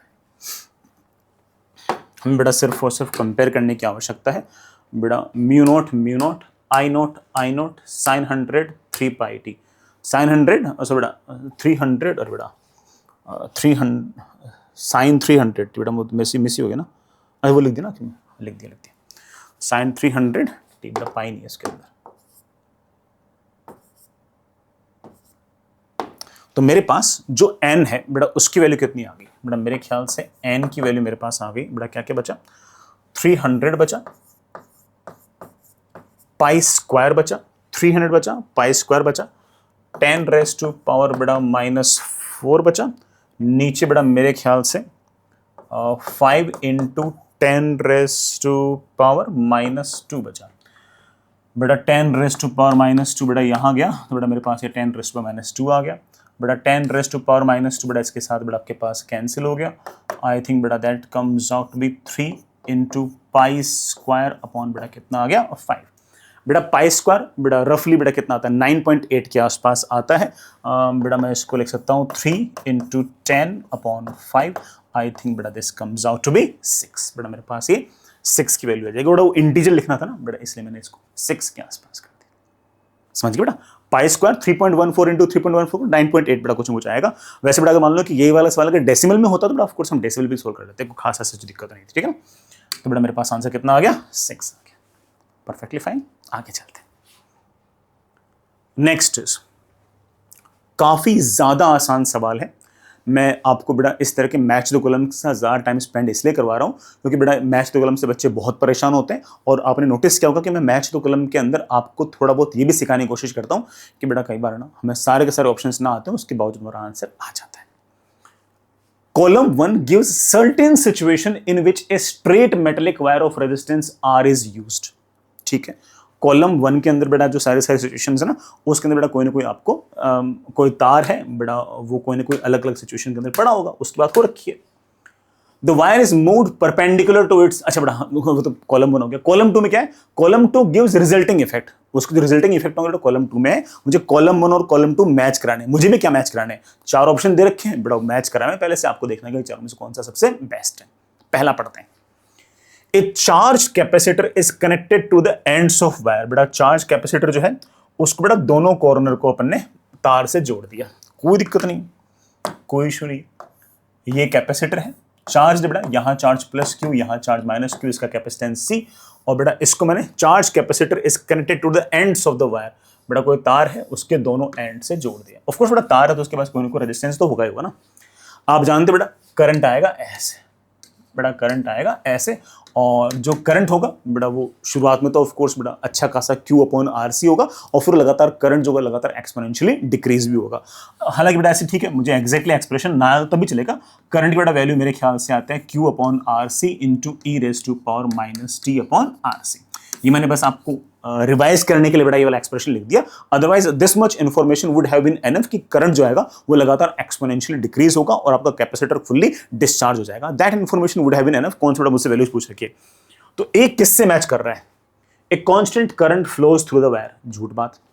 Thermal energy is generated in the wire, of course current अगर आएगा तो बेटा वायर में आई स्क्वायर इंटू आर की बेटा पावर आएगी। क्यू तो बेटा मैच करेगा, क्यू तो बेटा मैच करेगा करेगा करेगा, तो ए के साथ बेटा क्यू मैच करेगा। लेकिन बेटा मोर देन वन मैच है तो बाकी पढ़ने पड़ेंगे। ए constant potential difference developed across the ends of the wire, बेटा वायर के दोनों एंड्स के अक्रॉस जो पोटेंशियल डिफरेंस है वो कांस्टेंट है। ना ना ना ना, जो कैपेसिटर के अक्रॉस पोटेंशियल डिफरेंस है बेटा वही रहे तार के अक्रॉस है, और कैपेसिटर के अक्रॉस पोटेंशियल डिफरेंस है क्यू बाई सी। कैपेसिटर का लगातार क्यू जो है लगातार एक्सपोनेंशियल डिक्रीज हो रहा है, तो पोटेंशियल डिफरेंस एक्सपोनेंशियल डिक्रीज हो रहा है। बेटा आर भी सही नहीं है। Charge of constant magnitude appears at the end of the wire, क्या इन दोनों हिस्सों के अक्रॉस कोई चार्ज वार्ज आएगा? नहीं, चार्ज बेटा लगातार फ्लो कर रहा है, ये भी गलत है। इसका मतलब ए जो होगा वो सिर्फ क्यू के साथ मैच करेगा। और ऑप्शंस इतने बढ़िया बनाए हैं जेई वालों ने कि हमें सवाल सॉल्व करने की जरूरत ही नहीं है। ए पी से मैच कर रहा है, ए आर से मैच कर रहा है, ए एस से मैच कर रहा है, सी वाले ऑप्शन में ए क्यू से मैच कर रहा है, तो आंसर बेटा क्या आ गया? सी। बाकी तीनों ऑप्शन अगर मुझे बाकी तीनों कॉलम 1 के जो एंट्रीज है वो मुझे ना भी आती हूं बेटा तब भी मेरा सवाल तो बन ही जाएगा। बेटा अगेन मैं तो आपको सारी बातें सिखाने हूं, तो मैं बेटा बाकी और ऑप्शंस भी कर रहा हूं, ठीक है। बट हमारा आंसर आ चुका है, answer is C. A wire is moved perpendicular to its length with constant velocity v in a uniform magnetic field perpendicular to the plane of motion। बेटा ठीक है, ये मैग्नेटिक फील्ड है, कांस्टेंट वेलोसिटी से बेटा कोई तार है वो बेटा मूव कर रहा है ऐसे। A wire is moved perpendicular to its length, length के परपेंडिकुलर डायरेक्शन में जा रहा है in a uniform magnetic field perpendicular to the plane of motion. जिस प्लेन में बेटा मोशन है उसके परपेंडिकुलर डायरेक्शन में मैग्नेटिक फील्ड है। बेटा v क्रॉस b बेटा मोशनल ईएमएफ आएगा, यहां पर आपके पास हायर पोटेंशियल, बेटा यहां पर आपके पास लोअर पोटेंशियल। हल्का फुल्का बेटा याद भी रहा होगा। और जो पोटेंशियल डिफरेंस है बेटा उसकी वैल्यू बेटा मेरे पास कुछ ना कुछ आ जाएगी बेटा, that comes out to be v into b into l। अगर आप कहते हो तो बेटा एक बार ऑप्शन सारे से पढ़ने की कोशिश करता हूं। ए constant current flows through the wire, झूठ बात। हाँ, ये जरूर है कि बेटा यहां पर हायर पोटेंशियल और यहां पर लोअर पोटेंशियल क्रिएट करने के लिए इधर की तरफ पॉजिटिव चार्ज आता है, इधर की तरफ नेगेटिव चार्ज आता है, लेकिन वो थोड़ी देर आता है और उसके बाद बेटा वो चार्ज जहां जाने होते हैं वहां एक्यूमुलेट हो जाते हैं और उसके कारण एक अंदर इलेक्ट्रिक फील्ड आती है और वो इलेक्ट्रिक फील्ड आपके पास कभी न कभी जाके कांस्टेंट हो जाती है और उसके बाद ना तो कोई करंट होता है, बस एक पोटेंशियल डिफरेंस जरूर होता है। Thermal energy is generated in the wire. देखो जब एक बार यहां पर चार्ज आ गया, जब यहां पर चार्ज आ गया उसके बाद कोई थर्मल एनर्जी वगैरह नहीं है। हाँ, इसके साथ कोई रेजिस्टेंस वगैरह लगा दोगे फिर बेटा करंट बहेगा, और अगर करंट बहेगा बेटा फिर उस केस में हो सकता है कि थर्मल एनर्जी वगैरह आ जाए। अभी कोई थर्मल एनर्जी ऐसा नहीं है। A constant potential difference develops across the ends of the wire. Of course potential difference की वैल्यू तक पता है, v into B into L. जो ईएमएफ है वही पोटेंशियल डिफरेंस है, क्योंकि बेटा आपके पास ओपन सर्किट है ना, इसलिए तो बेटा ऑफ कोर्स हमारे पास b जो होगा बेटा वो r के साथ मैच करेगा। Charge of constant magnitude appears at the ends of the wire. बेटा ऑफ कोर्स यहां पर चार्ज पॉजिटिव, यहां पर आपके पास चार्ज नेगेटिव, बेटा s भी ऑफ कोर्स बेटा मैच करेगा। b जो है बेटा वो r और s के साथ मैच करना चाहिए, बेटा r और s के साथ मैच कर रहा है। आगे चलते बेटा। Wire is placed in a constant electric field that has direction along the length of the wire. बेटा मेरे पास ये वायर है, मैं अगला पेज लूं बेटा। मेरे पास लेट से बेटा कोई वायर है ऐसे, थोड़ा मोटा करके दिखा दो। ये बेटा लेट से आपके पास कोई ना कोई वायर है ऐसे, और मैंने कोई बड़ा इलेक्ट्रिक फील्ड लगा दी है ऐसे। मेटेलिक वायर है बेटा, आपने इलेक्ट्रिक फील्ड बेटा लगा दी है आपके पास ऐसे। जैसे बेटा इलेक्ट्रिक फील्ड इस तरह से लगा दी, मेटेलिक वायर में बेटा यहां पर पॉजिटिव चार्ज भागा भाग आ जाएगा, यहां पर बेटा कुछ ना कुछ नेगेटिव चार्ज भागा भाग आ जाएगा। उसके कारण बेटा अंदर एक इलेक्ट्रिक फील्ड और आ जाएगी ई के बराबर, और अंदर नेट इलेक्ट्रिक फील्ड आपके पास जीरो हो जाएगी। वो बेटा ऑफ कोर्स किसी भी कंडक्टर की इलेक्ट्रोस्टैटिक कंडीशन के अंदर बेसिक कंडीशन होती है। ऑप्शंस पढ़ते हैं। एक constant current flows through the, क्या फालतू बात है, कोई करंट वरंट नहीं है बेटा, ये तो ओपन सर्किट है, काहेगा करंट, झूठ बात। है ना। आगे चलते हैं, thermal energy is generated in the wire. बेटा किसी प्रकार की कोई थर्मल एनर्जी नहीं है, जब तक बेटा करंट नहीं बहेगा तब तक कोई थर्मल एनर्जी नहीं है, ओपन सर्किट है। A constant potential difference develops between the ends of the wire. क्या यहां से कोई पोटेंशियल डिफरेंस है? नहीं। पोटेंशियल डिफरेंस क्यों नहीं है? बच्चे बोले सर इलेक्ट्रिक फील्ड तो है, पोटेंशियल डिफरेंस आना चाहिए। नहीं आना चाहिए भाई। एक्सटर्नल इलेक्ट्रिक फील्ड है ई, हमारी इंड्यूस इलेक्ट्रिक फील्ड है ई, तो नेट इलेक्ट्रिक फील्ड क्या होगा? जीरो। और नेट इलेक्ट्रिक फील्ड अगर जीरो हो गए तो यहां से तक पोटेंशियल डिफरेंस है भी नहीं। और हम तो जानते भी इलेक्ट्रोस्टैटिक कंडीशन के अंदर हमारा जो कंडक्टिंग वायर है उसके दोनों एंड्स के अक्रॉस कोई पोटेंशियल डिफरेंस नहीं आता है। Charge of constant magnitude appears at the ends of the wire. ये मेरे को सही लग रहा है। ऑफ कोर्स बेटा यहाँ पर चार्ज पॉजिटिव आ जाएगा, यहाँ पर आपके पास चार्ज नेगेटिव आ जाएगा। ये बेटा मेरे को बिल्कुल सही लग रहा है। तो सी जो होगा वो सिर्फ और सिर्फ बेटा किसके साथ मैच करेगा? एस के साथ मैच करेगा। ठीक है ना। Last, a battery of constant EMF is connected to the ends of the wire. बेटा मेरे पास ये वायर है और एक बैटरी लगा रखी है बेटा मैंने ऐसे, तो बेटा ऑफ कोर्स करंट बहता रहेगा। करंट की बेटा वैल्यू तो हम जानते हैं बेटा, that comes out B E/R। A constant current flows through the wire, सही बात है। थर्मल एनर्जी जनरेट होगी, हाँ बेटा थर्मल एनर्जी जनरेट होगी और उसका पावर हम जानते हैं बेटा of course E²/R। A constant potential difference develops across the ends of the wire. Of course बेटा जो बैटरी का ईएमएफ है बेटा वही ऑफ कोर्स इसके अक्रॉस पोटेंशियल डिफरेंस है।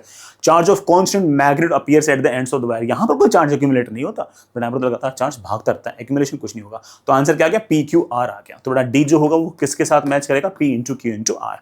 मुझे तो सिर्फ और सिर्फ बेटा सवाल पूरा एक्सप्लेन करना था, इसलिए मैंने इतनी सारी बातें की, अदरवाइज हमारा आंसर तो 5 मिनट पहले ही आ चुका था। ठीक है, आगे चलते हैं प्यारे बच्चों। नेक्स्ट इज बेटा बहुत ही आसान सवाल, हालांकि बेटा कॉम्प्रिहेंशन है और कॉम्प्रिहेंशन के तीनों पार्ट हैं, मैं आराम से इत्मीनान से कराऊंगा। लेकिन कॉम्प्रिहेंशन इतना आसान है कि जो क्लास में आपको एग्जांपल्स पढ़ा रखे हैं, इवन क्लास की थ्योरी के अंदर जो रिजल्ट याद करा रखे हैं, सिर्फ रिजल्ट के अंदर वैल्यूज पुट कर दी है, इसके अलावा सवाल में कुछ भी नहीं है। जो क्लास में रिजल्ट लिखा रखे हैं, अगर किसी को रिजल्ट अगर याद भी है तो अगर बच्चा अगर वैल्यूज भी पुट कर देगा तब भी उसका आंसर बड़े आराम से आ जाएगा। ये शायद बड़ा बहुत पुराना सवाल है, 2006 का बड़ा सवाल है।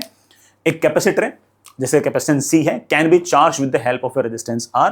बेटा इस कैपेसिटर को बेटा मैं ऐसे चार्ज कर सकता हूँ। बेटा कैपेसिटर का ये भी साइन यूज करते हैं, बेटा कई बुक्स में भी ऐसा यूज करते हैं। ठीक, बाय ए वोल्टेज सोर्स V। बेटा वोल्टेज सोर्स V है, बेटा इससे मैं कैपेसिटर को चार्ज कर रहा हूँ, बीच में रेजिस्टेंस आपके पास R है।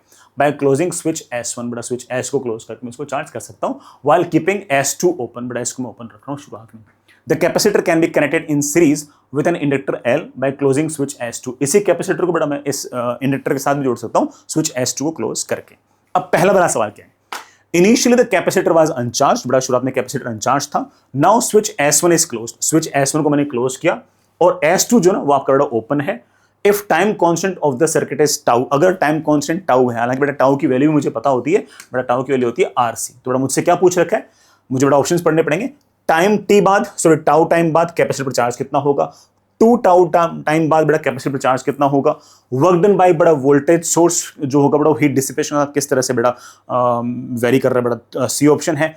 2 टाउ कांस्टेंट बाद बेटा कैपेसिटर पर चार्ज कितना होगा। वेरी सिंपल, अगर इंडक्टर नहीं लगा रखा है तो बेटा ये तो सिंपल हमारे पास RC सर्किट हो गया।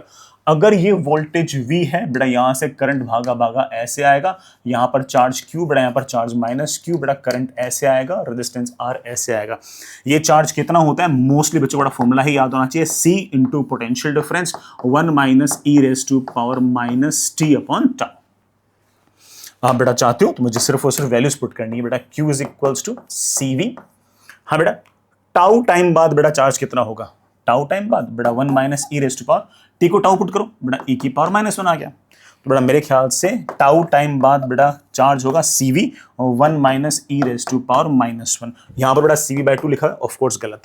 2 टाउ टाइम बाद चार्ज कितना होगा बेटा? बी ऑप्शन चेक कर रहा हूं बेटा, that is CV 1 - e⁻⁻t/τ। t बेटा 2 टाउ है बेटा, मैंने इसको टाउ को रखा, -2 आ गया बेटा। चार्ज की वैल्यू आ गई है CV 1 - e⁻⁻2। क्या बेटा ये CV 1 - e⁻⁻2 है? यस बेटा, आंसर क्या आ गया? बी। हालांकि बेटा जो कॉम्प्रिहेंशन था इसमें सारे सवाल सिंगल चॉइस क्वेश्चन थे, थोड़ा बाकी बाद वाले ऑप्शंस ना पढ़ो तब भी चलेगा, बट ठीक है मैं पढ़ देता हूं आपके लिए। C ऑप्शन कह रहा है the work done by the voltage source will be half of the heat dissipated when the capacitor is fully charge. नहीं, बल्कि उल्टा है, कैपेसिटर के पास जो एनर्जी होगी ना वो वर्क डन बाय बैटरी का हाफ होगी, और ये स्टैंडर्ड रिजल्ट है भाई। देखो जब आपका कैपेसिटर फुल्ली चार्ज हो जाएगा तब बेटा इसके पास चार्ज होगा CV बेटा, यहां पर चार्ज होगा -CV। ये जो चार्ज CV आया है बेटा, ये बैटरी से आया है, तो बैटरी ने कुल मिलाकर कितना चार्ज दिया है CV। कोई मुझसे पूछे कि बैटरी ने कितना वर्क डन किया, तो आप बड़े आराम से कह सकते हो कि उसका EMF मल्टीप्लाई उसने कितना चार्ज दिया है, उसका EMF है V, बेटा उसने चार्ज दिया है CV, बेटा वर्क डन बाय बैटरी आ गया CV स्क्वायर। अब ये जो वर्क डन होगा ये दो जगह जाएगा, ऑफ कोर्स बेटा जो रेजिस्टेंस है इसके द्वारा हीट डिसिपेशन में, और कैपेसिटर ने जो एनर्जी स्टोर की होगी उसमें। कैपेसिटर ने कितनी एनर्जी स्टोर की है बेटा, शुरुआत में तो जीरो थी, अब कैपेसिटर के पास एनर्जी स्टोर्ड है बेटा हाफ इंटू सी इंटू उसके पोटेंशियल डिफरेंस के पोटेंशियल डिफरेंस का स्क्वायर। तो जितना बैटरी ने वर्क डन किया है उसका हाफ जो है वो कैपेसिटर ने स्टोर कर लिया है, बाकी हाफ बेटा ऑफ कोर्स आपका जो रेजिस्टेंस है उसने हीट की फॉर्म में डिसिपेट कर दिया है। यहां पर ऐसा बोल रखा है कि वर्क डन जो है ना वो हीट डिसिपेशन का हाफ है, ये तो झाप साफ झूठ है, बल्कि वर्क डन जितना है उसका हाफ जो है वो हीट डिसिपेशन है, और बाकी हाफ जो है वो बेटा ऑफ कोर्स कैपेसिटर ने इलेक्ट्रोस्टैटिक फॉर्म में स्टोर कर रखा है। तो ऑब्वियसली बेटा C comes out to be wrong. Next is after time 2 tau the charge on capacitor is this. नहीं बेटा 2 टाउ टाइम मतलब बेटा करंट आपके पास, सॉरी चार्ज आपके पास ये है, तो ऑफ कोर्स आपका डी भी गलत है। अगला सवाल पढ़ते हैं। After the capacitor get fully charge, बेटा जब फुल्ली चार्ज हो गया तो यहां पर चार्ज आ गया CV, बेटा यहां पर आ गया माइनस CV। फिर मैंने S1 को ओपन कर दिया, तो बेटा ये वाला सर्किट तब काम का ही नहीं है, ठीक है, और S2 को क्लोज कर दिया, S2 को मैंने क्लोज कर दिया, तो मेरे पास ये एक LC ऑसिलेशन वाला सर्किट आ गया। LC ऑसिलेशन की बेटा रिजल्ट याद होने चाहिए। Is connected in series with the capacitor, then अब बेटा 4 ऑप्शन पढ़ रखे, कोई दिक्कत नहीं बेटा। इसके पास चार्ज बेटा है CV, इसके पास बेटा चार्ज मेरे पास माइनस CV, यहां से बेटा कुछ ना कुछ करंट आएगा आपके पास ऐसे, कुछ समय पश्चात बेटा मैंने ऐसे मान लिया है कि यहां पर चार्ज है Q, यहां पर चार्ज है माइनस Q, और मेरे पास बेटा कुछ ना कुछ करंट आ रहा है, लेट से बेटा इस तरीके से आए। कुछ ऑप्शंस बेटा दे रखे होंगे, सिंगल चॉइस क्वेश्चन है इसलिए बेटा ऑप्शंस में साथ साथ ही पढ़ लेता हूं। T is equals to 0 पर energy stored in the capacitor is purely in the form of magnetic energy. साफ साफ झूठ, बल्कि time T is equals to 0 पर तो हमारा कैपेसिटर फुल्ली चार्ज है, तो कैपेसिटर तो इलेक्ट्रोस्टैटिक एनर्जी स्टोर करता है, और T is equals to 0 पर तो इंडक्टर में करंट 0 है, तो जो हाफ LI स्क्वायर है या फिर जो मैग्नेटिक एनर्जी वो तो 0 है। झूठ बात है। At any time T greater than 0 current in the circuit is in the same direction. Circuit में करंट जो होगा सेम डायरेक्शन में होगा। कोई भी समझदार बच्चा बोलेगा सिर्फ LC ऑसिलेशन आपने जो साफ साफ सिखा रखा है कि करंट जो होगा वो पहले एक बार यूं आएगा, फिर एक बार यूं आएगा, फिर एक बार यूं आएगा, फिर एक बार यूं आएगा, तो करंट अपनी डायरेक्शन को लगातार साइनोसॉइडली लगातार वेरी कर रहा है। Of course B option also seems to be wrong.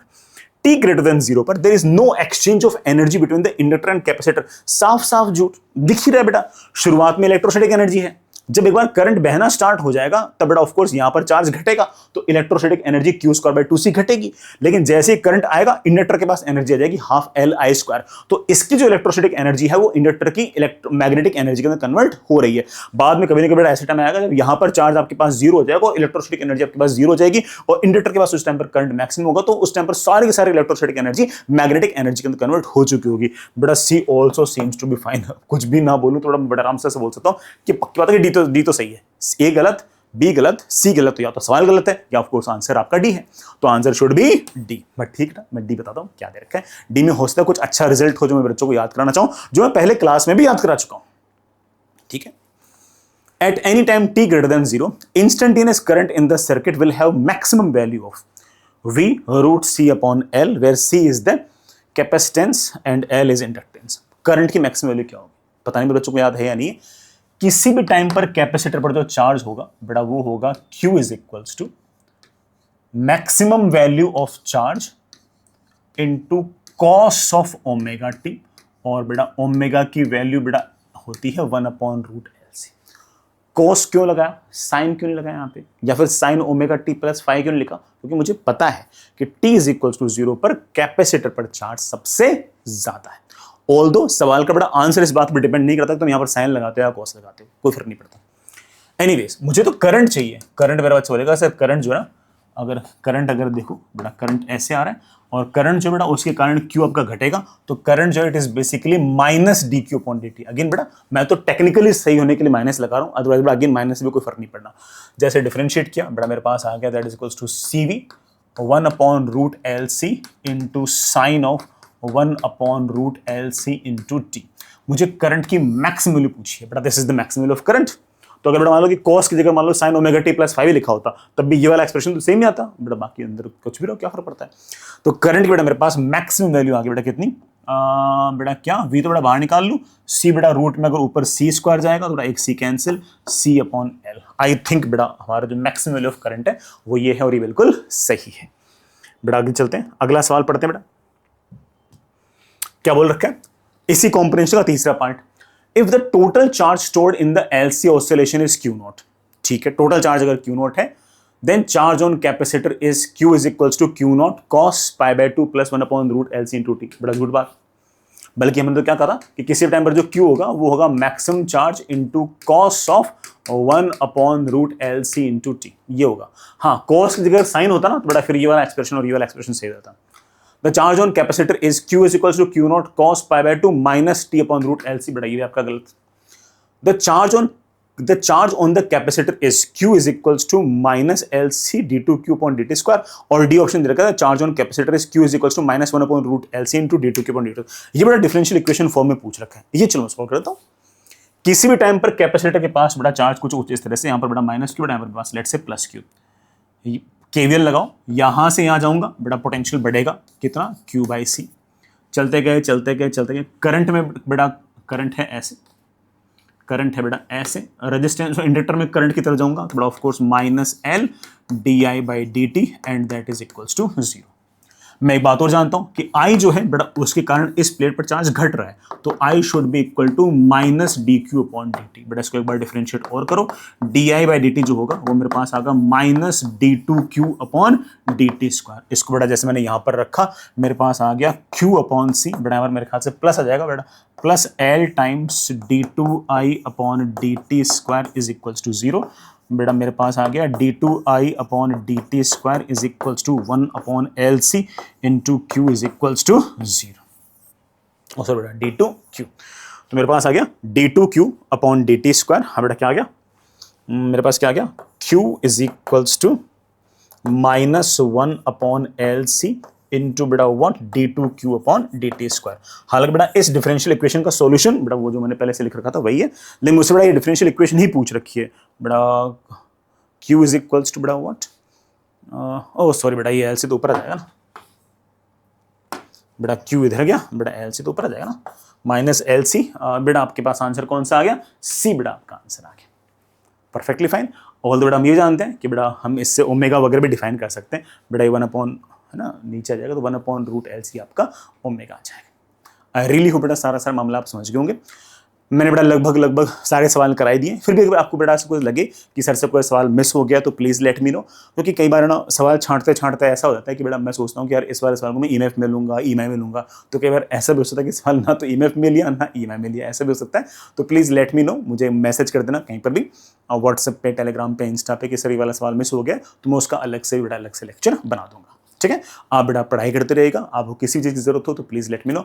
All the best, bye bye.